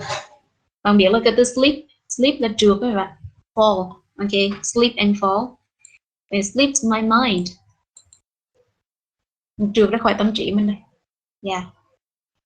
So you forgot, right? I forgot. And I didn't realize I hadn't turned off my phone until it rang. Cái này là tôi biết lúc nhân kỳ theo cái mà story, tự nhiên cái cấu trúc đa dạng. Nhưng mà tôi nhận ra là tôi đã không Tức là ở vậy đây là quá khứ, đây là past, simple past, đây là past perfect. Tại vì mình refer to a finished action before a point of time in the past. Tính tới cái lúc mà nó réo đó là mình chưa có nhìn ra này. Như vậy I hadn't turned up, quá khứ âm thanh hay, into a rank, until, mãi đến khi này. Ui, chắc là cái bài này thì thấy structure xong cũng ra nhiều lắm, nhanh chỉ kể câu chuyện thôi. I totally panicked. Tôi I got what, freaked out or panicked, hoảng loạn hay panicked, trying to frantically search for it in my school bag. So frantically search, tìm kiếm một cách điên cuồng, rồi panicked. Và thấy cái khúc này là thực ra Nhan đã nói đến cái chỗ how you felt about it rồi, cho nên giả sử bằng ngang đây mà finish cái bài vẫn ok rồi ha. So panicked, frantically search, it means crazily, yeah, search for it in my school bag. It was just a few seconds, but I felt as if ages had passed. Đang nói việc tắt bài của Nhan đây là cấu trúc as if. Cái cấu trúc nào mà ngon xíu là sai lui sẽ tới như này, không còn ngạn luôn. Như vậy á, việc của vài giây mà em cảm thấy như là cảm thấy thời gian dài đã trôi qua rồi. Ages means a long time, còn một cái niên đại trôi qua hả. Rồi I blushed nghĩa là gì nào nghe? Để bạn biết cái từ blush là gì không? When you see your crush, some of you may blush to see crush. Blush là gì à? With embarrassment, even though no one seemed to be disturbed by the noise. Oh, okay, your face goes red. Yeah, so my face went red. Red face. Yes, so blushed or red face. Gọn mặt không? Okay, gọn mặt. Clearly, it was an isolated incident. Đó là một cái trải nghiệm chỉ có một lần thôi là gọi là hy hữu, không có tái phạm ha. Không, I haven't repeated that ever since. So I say it's an isolated incident. Oh, sorry, incident. T, alright? Because I've learned my lesson since then. Bởi vì mình học được bài học rồi. Cái khúc này là kể cho ngược thôi, cho bạn có thể stop nhau từ trên này. Okay, so let's have a quick look to see what kind of structures I use. For this part is already in our script, so I don't need to talk more about it, right? I just give you a background sentence, like a few background sentences, so that you can start your story more smoothly. It was years ago. At the time, I was doing something. Then what happened? Next, where? The pagoda. Yeah, but I don't say I went to the pagoda.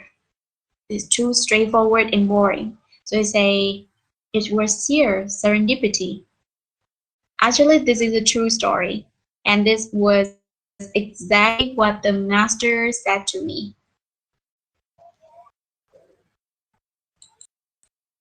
Chắc là khi nào thầy cũng sợ mất lòng thôi. Thầy nói là look at you, you have bright eyes. You must be so smart.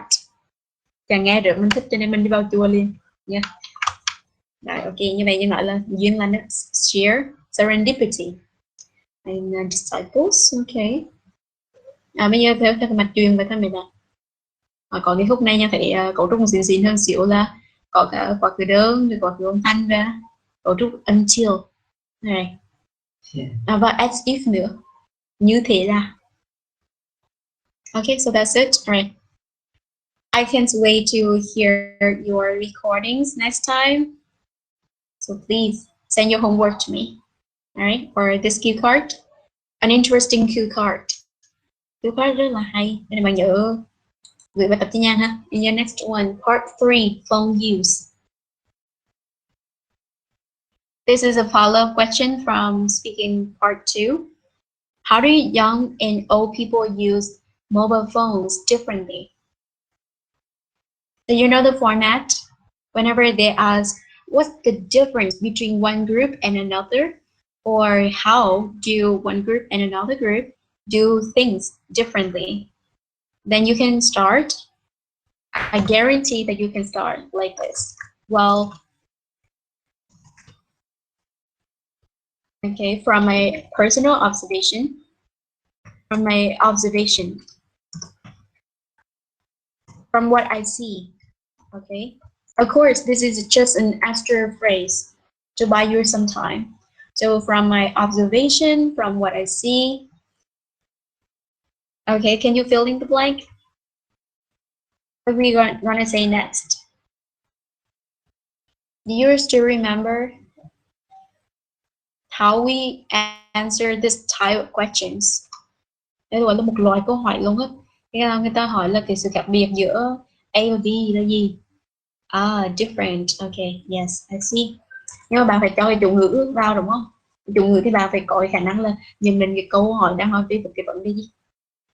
The question is about what, right? Phone use, right?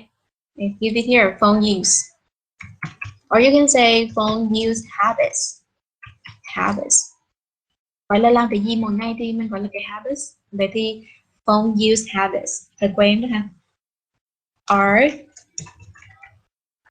vastly different. Bạn biết cái structure khi nãy nhận trả lời như vậy á, tức là cái gì đó là khác biệt cực kỳ lớn hay là khác biệt một xíu giữa between the two, giữa cả hai nhóm đó. Between the two. Okay, next step, you're gonna talk about the first group. So here you say, generally speaking, nhìn chung ha. Okay.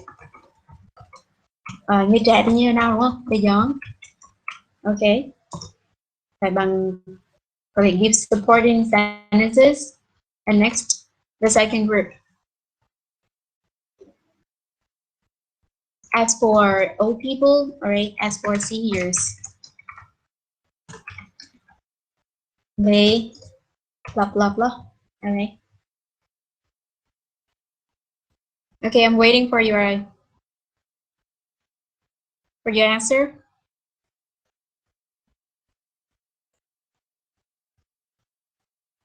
Anyone wants to give it a go? It's not that hard, right?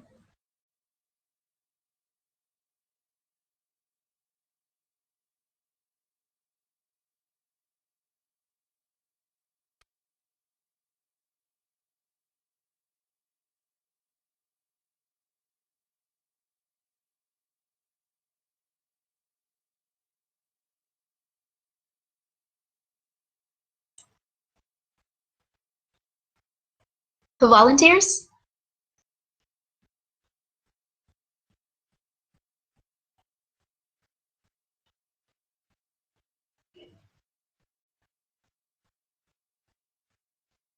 Anyone? Yeah, I'm waiting for a hand. Just give it a shot.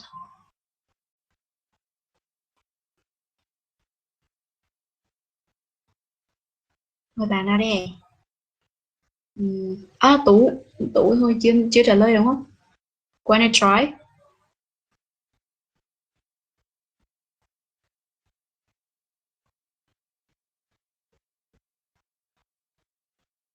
Are you there? Miss TU? Okay, wanna try this question? Just try answering it.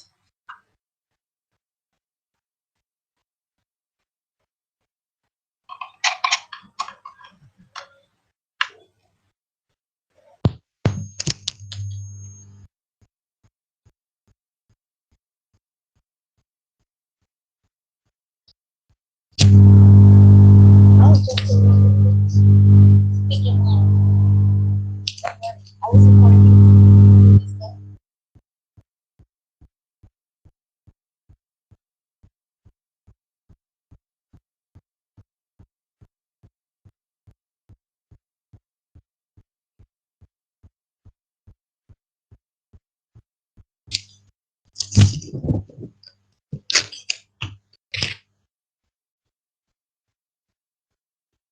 Be brave. Mình này cái người ta. Nên thử thôi.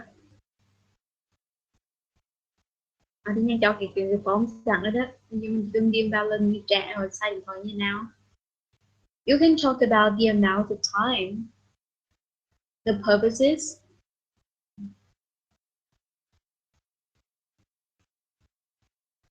or like yeah.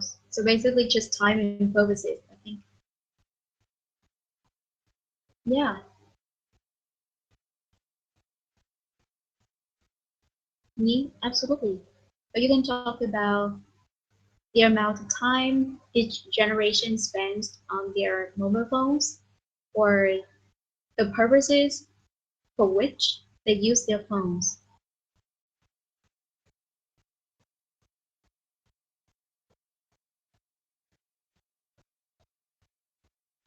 Oh, okay. Yeah, I see. I'm sorry to hear that. What a pity. Yeah. Anyone else?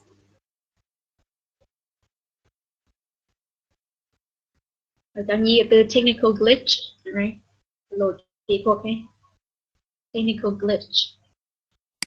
Okay, for this one, I think it's straightforward. No brainer. You say what you think.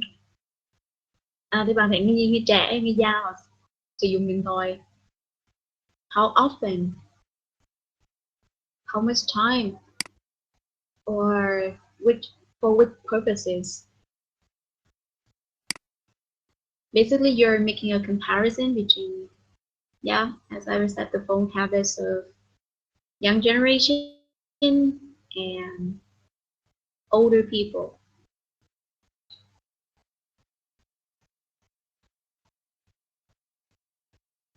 Am I not ready, rồi? Just go for it. I'm your cheerleader. Nhân cổ vũ cho. Bằng Mr. Brad là con có tên mẹ em Poppy, mẹ Ben Johnson làm cheerleader.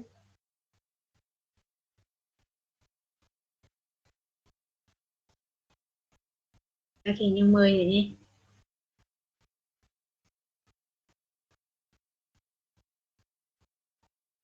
Hồng Phương, would you mind answering this question for me?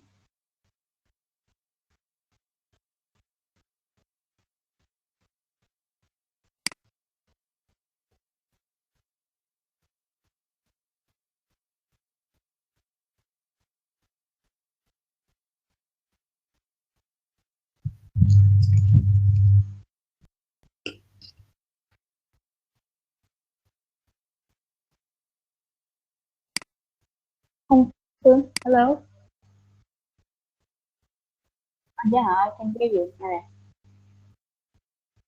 Number one, how do young and old people use mobile phones differently?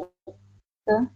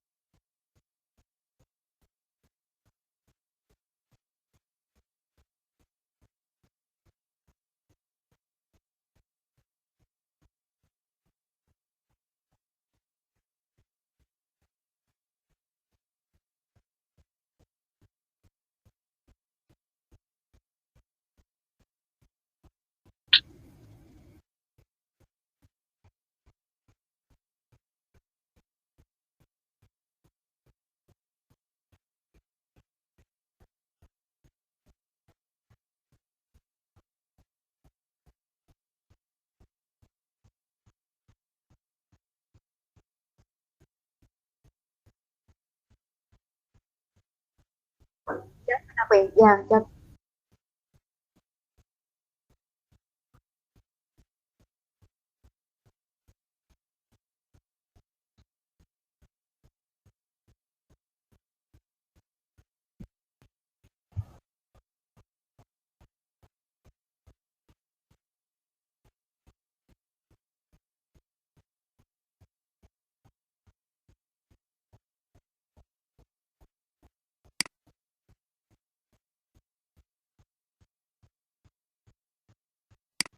Hello. Okay, yes. All right, I got it. All right. Congrats. You finished your answer. And it's as beautiful as you are. Okay. But of course, there are some pronunciation mistakes that I need to point out. The first one is photos. So be careful. Photo is a countable noun, so you can't say some photograph or just some photo. You have to say photos. Yeah, plural. And next, on the other hand, I don't think it's a good fit here because you're not, giving two opposing viewpoints. You're talking about two different groups, and you say for the first group, for the second group, no, not on the other hand.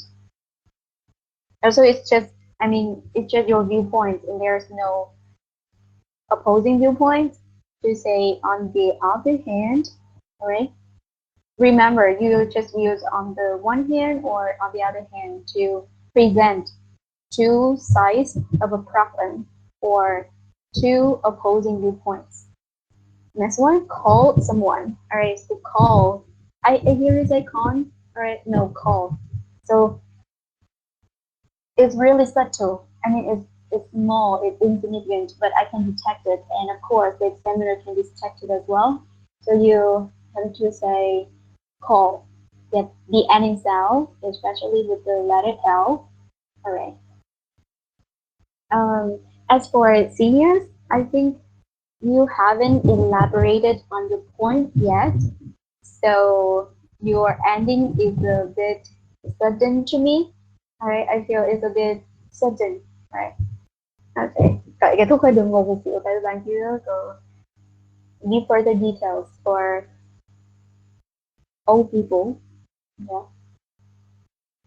Cái câu này nhân xin để lại trong là bạn về record nha, tại vì câu này not too tough. Right. I would love you guys to challenge yourself with this question with the recording part. Các bạn sẽ record để phần part 2 and phần part 3. Okay?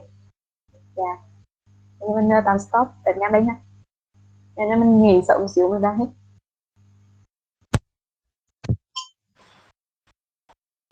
I call it a night. It's pretty early, so that you can take some rest.